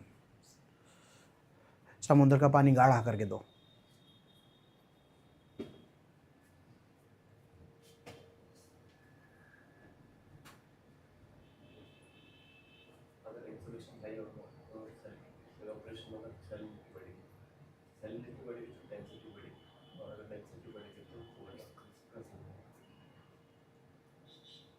जैसे 1 लीटर में 200 ग्राम नमक था ना, तो 300 ml में 200 ग्राम नमक डाल दो, तो वो नमक का एकदम लट्ठा वाला, उसको फेंकोगे तो बहेगा भी नहीं, इतना गाढ़ा नमक हो जाएगा। समझ आ रहा है क्या बोल रहा हूँ? उसको बस वैसे ही समझाया जा सकता है कि when does water become viscous? Salinity is extremely high। सही है। जैसे एक सैलिनिटी और डेंसिटी का एक क्वेश्चन यही, अच्छा आगे चल रहा है तो फिर भाई पूछो। सैलिनिटी और डेंसिटी का एक क्वेश्चन। हाँ,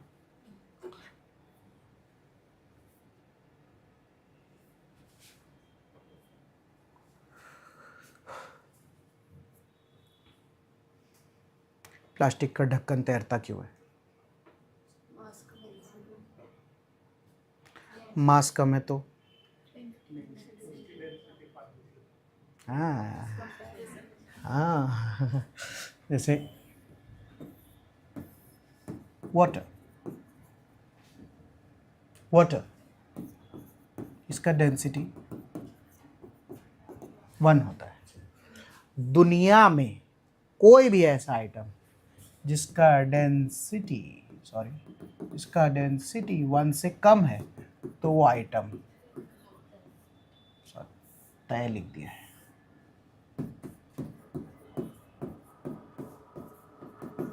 तैरता है। अगर किसी भी चीज का, स्वाभाविक है ना,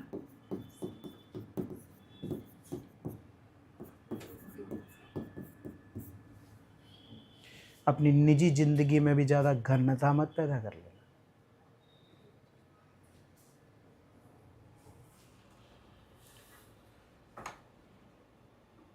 सही है।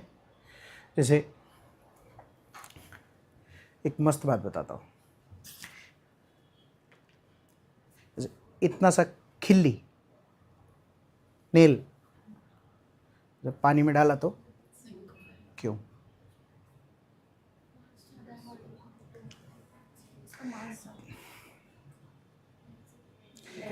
सुनो, किसी भी चीज़ के तैरने और डूबने का उसके वजन से कोई लेना देना नहीं, क्योंकि मैं सवाल चेंज करता और मैं क्या बोलता है, एक 10,000 टन का जहाज है, डूब क्यों नहीं रहा? तो लेकिन अचानक से पता नहीं उसका मास कम लग रहा है, अभी खिल्ली का ज़्यादा था। सब ऐसा ऐसा नहीं होता। जैसे मैं पूछता हूँ प्लास्टिक का ढक्कन तैरता है, 1 लाख किलो प्लास्टिक का ढक्कन, नहीं 1 लाख किलो का एक प्लास्टिक का ढक्कन है, अरे वो भी तैरता है। क्यों मालूम है? वजन का तैरने और डूबने से नहीं लेना देना होता है, डेंसिटी से लेना देना। प्लास्टिक की डेंसिटी, जब सुनो, फैक्ट्री में जब प्लास्टिक बन के तैयार होता है ना, प्लास्टिक, उसकी डेंसिटी 1 से कम होती है। फिर तू उसका ढक्कन बना, तू उसका गोला बना, तू उसका कुछ भी बना, तू उसको डाल देना समुद्र में, उसकी डेंसिटी वाटर से कंपेयर होती है। वाटर बोलता है इधर आओ, कितनी डेंसिटी है तुम्हारी? सर मैं 10,000 किलो का हूँ। सवाल वो नहीं था, वजन पे सवाल था, बस सवाल वजन पे था ही नहीं। सर मेरी डेंसिटी 1 से कम है, तैरते रहो। इतना सा एक नाजुक सा लोहा लिया, जब लोहा जब नेचुरल फॉर्म में तो वैसा होता ही नहीं, आयन जब बन के तैयार होता है फैक्ट्री में, बाय डिफॉल्ट नेचुरली आयन की डेंसिटी 1 से ज़्यादा है। तो इतना सा भी अगर डाल दोगे तो वो डूबेगा। पता है मैं क्या कहना चाह रहा हूँ? कोई चीज का डूबना और तैरना उसकी डेंसिटी पे निर्भर करता है, वजन पे नहीं। वजन पे नहीं तो जहाज डूबते ना 10,000 टन के। क्योंकि इसका एक मस्त सस्ता एग्जाम्पल भी देता हूं। जैसे गहरा समुद्र है और मेरे को किसी ने नाव पे से धक्का दे दिया, तो मैं डूबने लग गया। उसके XYZ कारण है, अभी उसमें नहीं जा रहा, फिर पूरा बायोलॉजी में जा, पर मैं डूब रहा था। तो मैंने देखा एक इतना छोटा सा पाटिया है लकड़े का, वो तैर रहा था। पाटिये का वजन 2 किलो होगा। पाटिया तैर रहा था, मेरा वजन 70 किलो है, मैं डूब रहा था। तो मैंने क्या किया, जैसे तैसे करके खुद को पाटिये पर लटका लिया। तो टोटल पाटिया प्लस मैं मिला के कितने हो गए? तो नहीं डूब रहे, क्योंकि पाटिया 72 की। फिर मैंने क्या किया, कैसे भी करके पाटिये के ऊपर चढ़ गया। तो अब तो पाटिये का वजन जेन्युइनली 72 हो गया, हाँ कि ना? तो पाटिया 72 किलो का हो क्या पाटिया 2 किलो का, उस पर तुम कुछ भी डाल दो, पाटिया नहीं डूबेगा। क्यों? क्योंकि डूबना और तैरना का कैलकुलेशन डेंसिटी से, वजन से नहीं है।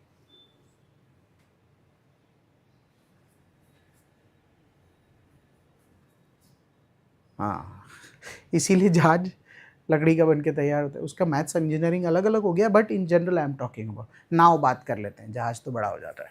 Talking about boats, are you okay with it? And then you give the shape and this that is another story all together. Density का लेना देना मटेरियल से होता है। अगर उस मटेरियल की डेंसिटी 1 से कम है तो उसको 10,000 किलो का भी बना दे, वो तैरेगा। अगर आधा ग्राम का भी है और डेंसिटी 1 से ज़्यादा है तो वो डूबेगा। डेड सी में कोई डूबता क्यों नहीं? हमारी डेंसिटी 1 से ज़्यादा है पर उसकी 300 है, तो हम तैरते हैं। उसकी डेंसिटी 300 नहीं है, उसकी सैलिनिटी 300। तो डेंसिटी भी बढ़ गई। हाँ, अब ठीक है। पानी है तो और सॉल्ट डाला और सॉल्ट डाला और सॉल्ट डाला, उसकी सैलिनिटी कर दी 300। तो ये बढ़ता जाता होगा ना सन की उसकी वजह हाँ, से। पर वो ऐसी जगह पर है ही नहीं कि और बढ़ जाए। बढ़ के अब वो बढ़ गया है। 300 की सैलिनिटी, डुमस की सैलिनिटी 34 की है, तो जहरीला लगता है पानी। कभी ठीक है कर लेना, अंग अंग हिल जाएगा कि क्या हो गया। मतलब एक दिन बिल्डिंग के बेसमेंट से खारा पानी की पाइप है, उस पाइप में से पानी लीक हो रहा था और मेरी कार पे आ गया। आज तक दाग नहीं गए। तो गाड़ी साफ करने वाले को मैंने कहा यार तू गाड़ी बराबर साफ नहीं करता। बोले भैया खारा पानी का दाग है। बोले यार खारा पानी का दाग मतलब क्या, मतलब 35 पे ये हाल है, 300 पे तो जहर ही है वो, तो उसमें इतना मिला हुआ है कि वो डेंस हो गया है। तो डेंस होने की वजह से अब क्या होता है, तो उसमें अब कुछ भी डाल, मुझे पूरी तरह पता नहीं है but I am just assuming, लोहा डाल तो पहले असेसमेंट होगा, इसकी डेंसिटी ज़्यादा है कि उसकी हो सकता है लोहा भी तैर जाए, मालूम नहीं मुझे। और डेंसिटी ज़्यादा किस चीज़ की वजह से, सैलिनिटी की वजह से। तो मुझे एक सेंटेंस लिखना है फिर इधर, हेलो एक सेंटेंस लिखना है मुझे इधर बोर्ड पे देख, when the insolation is high then the salinity is high, when the salinity is high, है ना, इन्हीं को तो वहां रिलेट करना था ना। and when the density high is high then the viscous, it is viscous।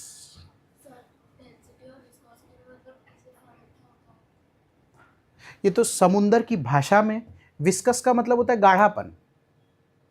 जैसे वो पता है घूमने उमने जाते हैं तो रास्तों पर डांग वगैरह के जंगल में बोलते कि ओरिजिनल हनी मिल रहा है, शहद, तो लोग रुक रुक कर खरीदते हैं, तो बोलते हैं डाबर हनी से भी बढ़िया है, ये है वो है। तो ऐसे बोलते कि क्या क्या फ़र्क है, तो बढ़िया है ये, नहीं नेचुरल है ये, ऐसे करके देखते, तो वो शहद में गाढ़ापन होता है, उस शहद में गाढ़ापन होता है। ये जो मैं बात कर रहा हूँ ये तो खाली एक प्रॉपर्टी को लेकर इसकी बात कर रहा हूँ, इसका कुछ प्रैक्टिकल एस्पेक्ट का उतना लेना देना नहीं है, लेना इन्हीं दोनों देने का, बस ये पता होना चाहिए कि उसकी विस्कोसिटी होती है। क्यों? क्योंकि फिजिको केमिकल प्रॉपर्टीज़ के बारे में बात कर रहे हैं ना, तो विस्कोसिटी तो होनी चाहिए ना बात करने को, नहीं तो कैसे चलेगा। फिर सवाल, कंप्रेसिबिलिटी क्या होता है?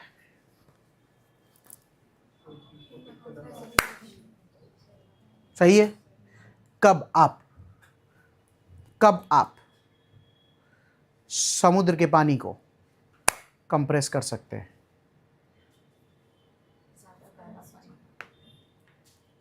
कम गाढ़ापन हो। Question: when the salt is high then it can be compressed, or when salt is low then it can be compressed? Salt is low then it can be compressed. When the salt is low then it can be compressed. Why?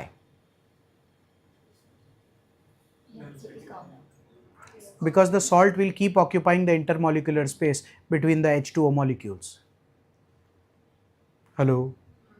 Salt जैसे जाना नहीं है उस बात में, एकदम देसी तरीके से बात करते हैं। H2O समझते हो, NaCl समझते हो, तो कुछ भी नहीं, मतलब अब सादी केमिस्ट्री, तो H2O डाला और NaCl डाला और क्या बोला था, सारे H2O को करीब ले आओ। हाय हाय, अब तो बढ़िया है यही तरीका होना है। बीच में NaCl आ रहा है ना, तो NaCl क्या बोलता है, मारे जग्या जुइए लाइया हूँ कर, तो अगर तो उसको निकाल देगा तो कंप्रेसिबिलिटी आ जाएगी। अदरवाइज सॉल्ट है, कोई भी टाइप का मास है, तो वो अपनी जगह तो ऑक्यूपाई करेगा ना भाई, अगर अंदर है तो कंपाउंड है, वो कोई गायब थोड़ी हो सकता है। कंप्रेसिबिलिटी समझ आ रहा है? जैसे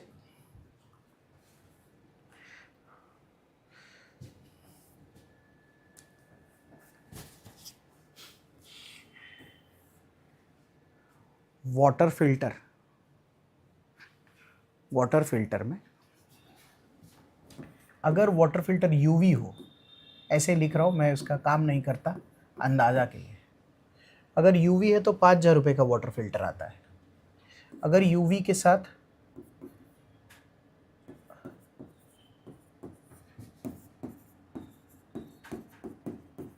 रिवर्स ऑस्मोसिस मिला रहे हैं तो 10,000 रुपये का वाटर फिल्टर आता है। प्लस इसके साथ अगर TDS ऐड करके आप वाटर फिल्टर ले रहे हैं तो 15,000 रुपये का वाटर फिल्टर आता है। तो जब लोग RO खरीदने के लिए जाते हैं, भैया ये कितने का, ये 5,000, ये 10, 5 वाला दे। तो बोला कि भैया आप समझिए ये ले लीजिए, नहीं नहीं हमको चाहिए। यूवी क्या होता है? Ultra violet. सो बेसिकली पानी आया, पानी में कीड़े मकोड़े थे। अल्ट्रा वायलेट क्या होता है वो सिखाऊंगा क्लाइमेटोलॉजी में, पर अल्ट्रा वायलेट रेज होता है ये तो, हाँ ठीक है। वो आया, उसने क्या किया, कीड़े मार दिए। तो पानी में कीड़े मरे हुए हैं, अगर आप वो 5,000 वाला फिल्टर यूज़ करके पीते तो you are virtually a non vegetarian, you don't get the taste of that non veg. Jain समाज इधर उधर हो जाएगा। सही है। आरओ क्या करके देता है? अच्छा, आरओ रिवर्स ऑस्मोसिस होता है। तो पहले ऑस्मोसिस बताओगे तब रिवर्स करेंगे ना। ऑस्मोसिस क्या होता है? लो कॉन्सेंट्रेशन से हाई कॉन्सेंट्रेशन। तो मेरा एक दूसरा क्वेश्चन है कि मैंने पूछा कि ऑस्मोसिस क्या होता है। तो मैंने एक बीकर लिया, इस बीकर में सॉरी, इस बीकर में नमक है और इस बीकर में पानी है। तो मेरे को एक सवाल पूछना है, सॉल्वेंट कौन सा है और सल्यूट कौन सा है?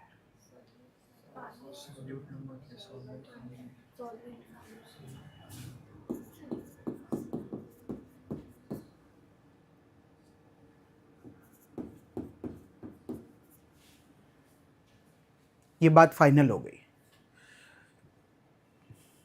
अब क्या हाई टू क्या लो?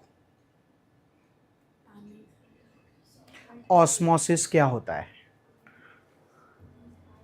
ये आ गया बीच में, सॉरी, ये आ गया बीच में एक सेमी परमिएबल मेम्ब्रेन से होते हुए जाता है। सो ऑस्मोसिटी टेक्स प्लेस फ्रॉम, अगर ये हाई बोला तो इधर लो लिखना पड़ेगा। तो मेरा क्वेश्चन है, मैंने दिशा दे देता हूं, मैं ऐसे जाएगा, आप जैसा बोलो, इधर हाई लिखूं कि लो, मतलब क्या लो करूं? नमक। जो सेमी परमिएबल, वो इसमें से ना सॉल्यूट नमक वाला पानी नहीं जाएगा। इसमें से ना नमक वाला पानी नहीं जाएगा।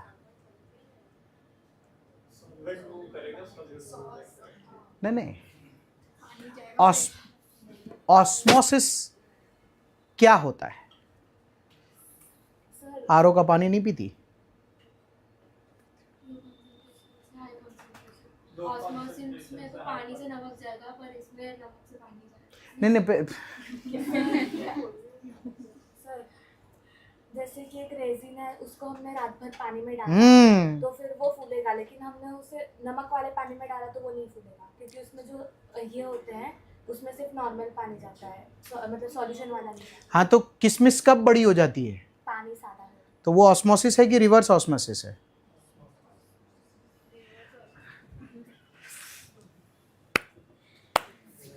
किशमिश फूलता है ये सब जानते हैं। घर पे भी कुछ पढ़ के आना, मतलब पढ़ाने में शर्म आ रही है इसकी बात।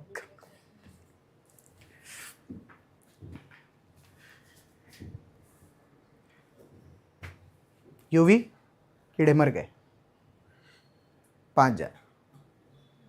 बोले भैया बिना कीड़े का पिलाओ ना।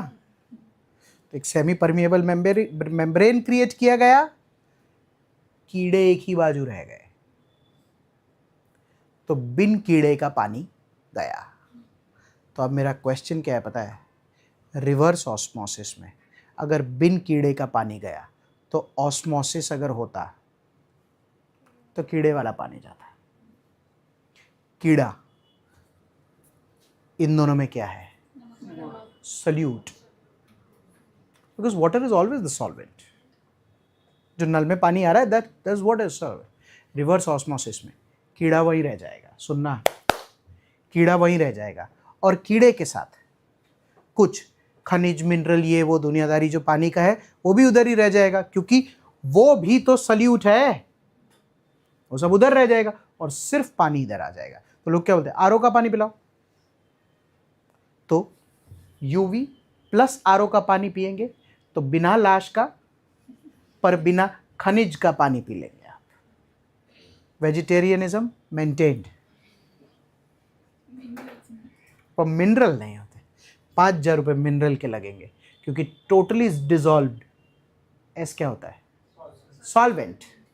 तो क्या बोलते हैं पता है, टोटली डिजॉल्व हो सके ऐसा कुछ मिलाइए, तो उसमें मिलाते हैं, मीठा मीठा लग रहा है, अच्छा लग रहा है, अच्छा फिल्टर है, दे दीजिए भैया, तब पानी UV plus RO plus TDS वाला होता है। तो जब भी कोई आपको बहुत महंगा लगा लिया, उसने तो 5,000 में ही लगाया था, ठीक, अगली बार से सस्ता लगा लूँगा। और क्या बोलूँ, अब लगा लिया तो टिप्पणी करने का कोई मतलब नहीं है, लगा लिया तो तारीफ़ करो ना कि वाह यार nice, it is looking so nice. उसी घर में जाके उसी के फिल्टर अवॉइड, मतलब लोग हिम्मत कर लेते हैं, परमानेंट लगाया हुआ आइटम पे टिप्पणी कर जाते हैं। सामने वाला कैसे बेयर करता होगा, क्या लगा लिया तो लगा लिया भाई, क्या करना। ये बात सिर्फ समुद्र में पानी रिलेटेड कर रहा था कि फिजिको केमिकल प्रॉपर्टी में हाँ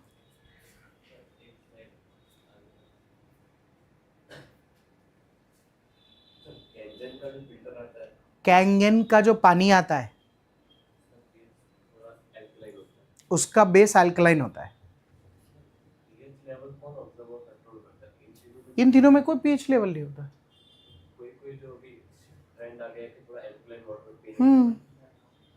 तो उसमें क्या होता है कि टीडीएस जो होता है, इसी में एक सिलेंडर होता है, उस सिलेंडर में से पानी को पास करते हैं, जैसे वाटर का पीएच 7 होता है, और ये सब की वजह से, ये भी सुना हुआ ही बात है, ये सब की वजह से वाटर एसिडिक हो जाता है। तो हम क्या करते हैं, हम एसिडिक पानी पीते हैं, तो बोलते हैं कि भाई एसिडिक पानी नहीं पीना चाहिए, बेसिक पीना चाहिए 7 से प्लस। तो इस जगह पर एक जगह से पानी घूमता हुआ आता है जो उसको थोड़ा बेसिक कर देता है, ऐसा। तो उससे क्या होता है, जैसे हम जब खाना खाते हैं, हाँ वो एसिड होता है, तो अपने क्या करते हैं इंडिया में, वही एसिडिक मतलब वही पानी पी लेते हैं, एसिड के साथ एसिड, इसलिए लोग लंबा लंबा डकार लेते हैं भाई, यही होता है। तो ऐसे में base, so acid plus base is equal to salt plus water. तो इसीलिए बोलते कैंगन का पानी मस्त होता है, पूरा पच जाता है, तो पचेगा ही ना। 8th स्टैंडर्ड की जो किताब है एनसीईआरटी की, जिस एनसीईआरटी का एक चैप्टर है एसिड बेसिस एंड सॉल्ट, उसका पहला लाइन ही है acid plus base is equal to salt plus water. वही कैंगन में अप्लाई होता है, मतलब छोटे फंडामेंटल में बात करें तो। मशीन 3 लाख की क्यों है वो अलग बात है।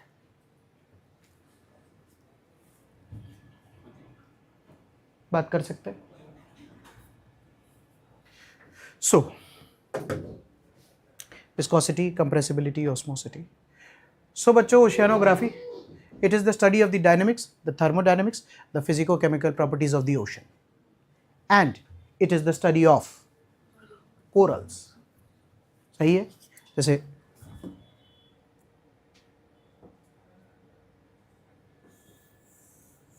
पढ़ाना तो है ही, बाय चांस कोई ऐसा हो जिनको इसका आइडिया, ये कोरल होता है, सही है, कोरल्स भी पढ़ेंगे। इकोसिस्टम होता है,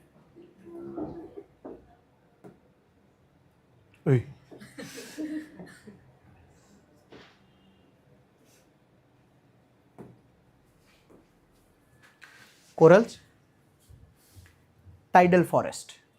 क्यों? टाइड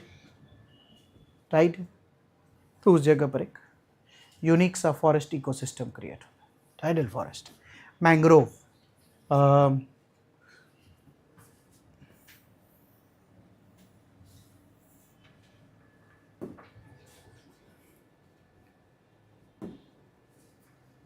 समझ आ रहा है क्या बोल रहा हूँ? इकोसिस्टम ही होता है मैंग्रोव, फिशिंग ग्राउंड्स,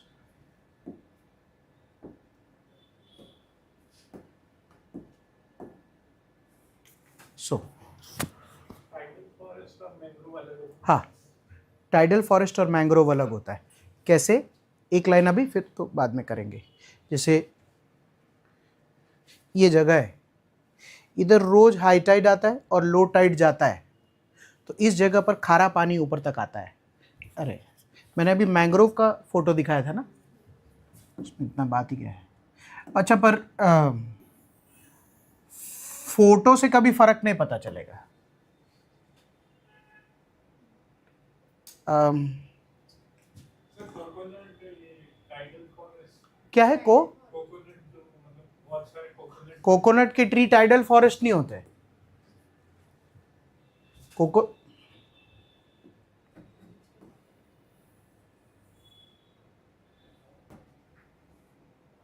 समझ आ रहा है क्या बोल रहा हूँ?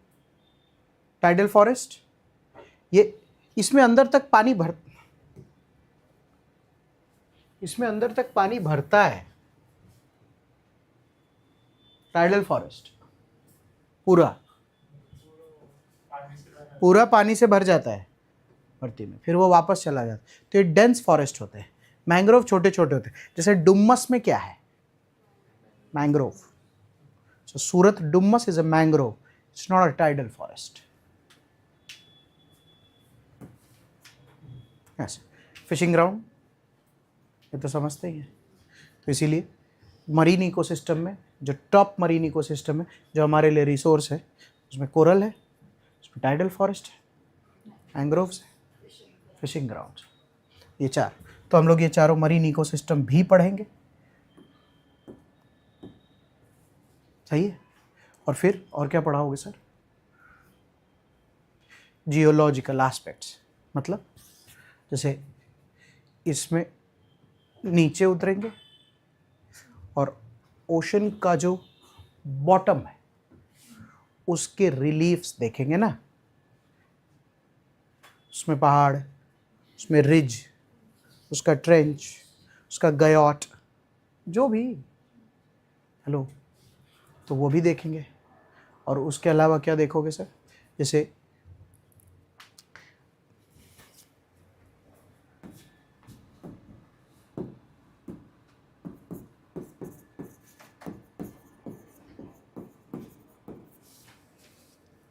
जैसे समुद्र में भी ज्वालामुखी होता है अंदर, मस्त फटता है, पर उसके ऊपर तो पानी होता है, अपने को तो दिखता भी नहीं है। तो energy is created and transformed from one form to another.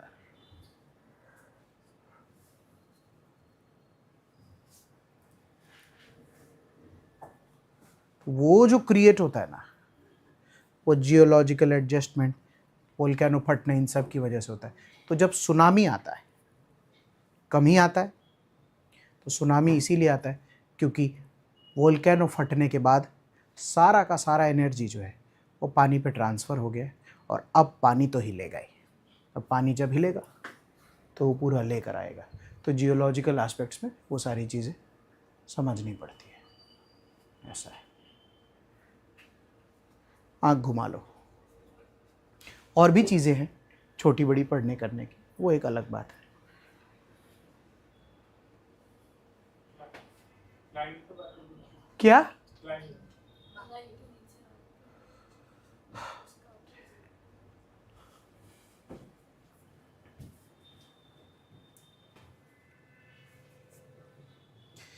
इसका लेना देना टेम्परेचर ऑफ द वाटर से, क्लाइन का।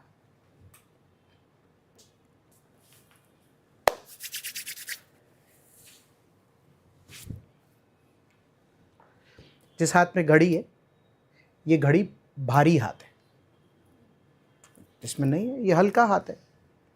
तो मेरा सवाल, कौन से को गर्म पानी बनाओ और कौन से को ठंडा पानी?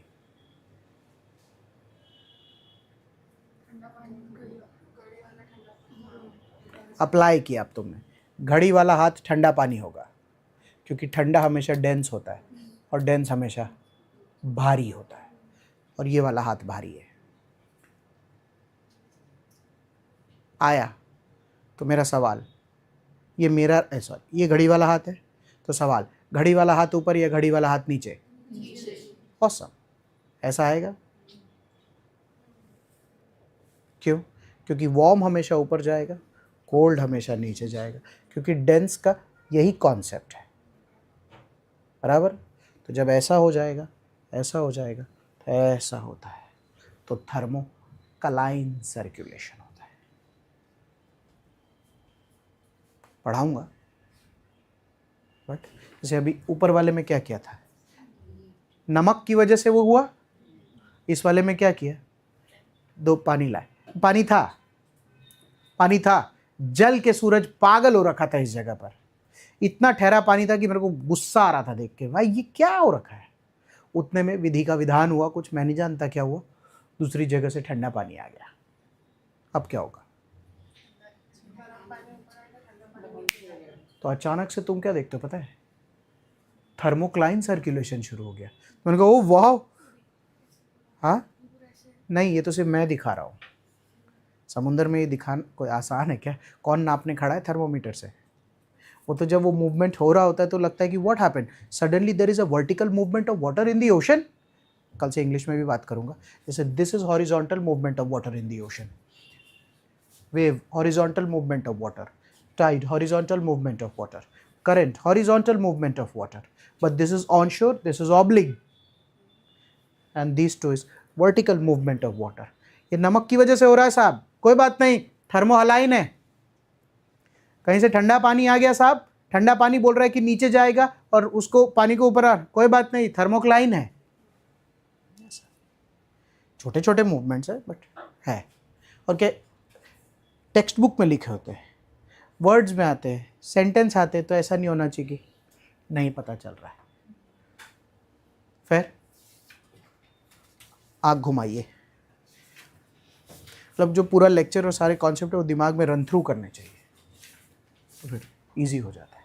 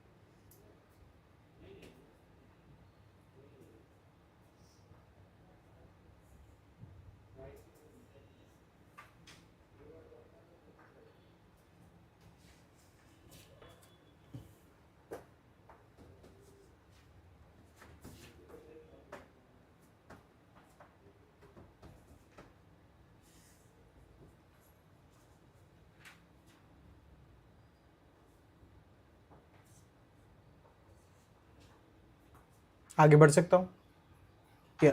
मतलब टाइम ऐसा हो गया कि आगे नहीं बढ़ सकता। कैसे बढ़ूँ? कुछ पूछना है तो आप पूछ सकते हैं। सर हलाइन में क्या प्रोसेस है? सूरज की किरणें पड़ेगी, पानी इवैपोरेट होगा, उसमें सॉल्ट रहेगा, तो पानी कैसे बनेगा? नहीं तो सॉल्ट रहेगा तो वाटर डेंस हो जाएगा, तो पानी नीचे बैठ जाएगा, तो नीचे वाला पानी ऊपर आ जाएगा।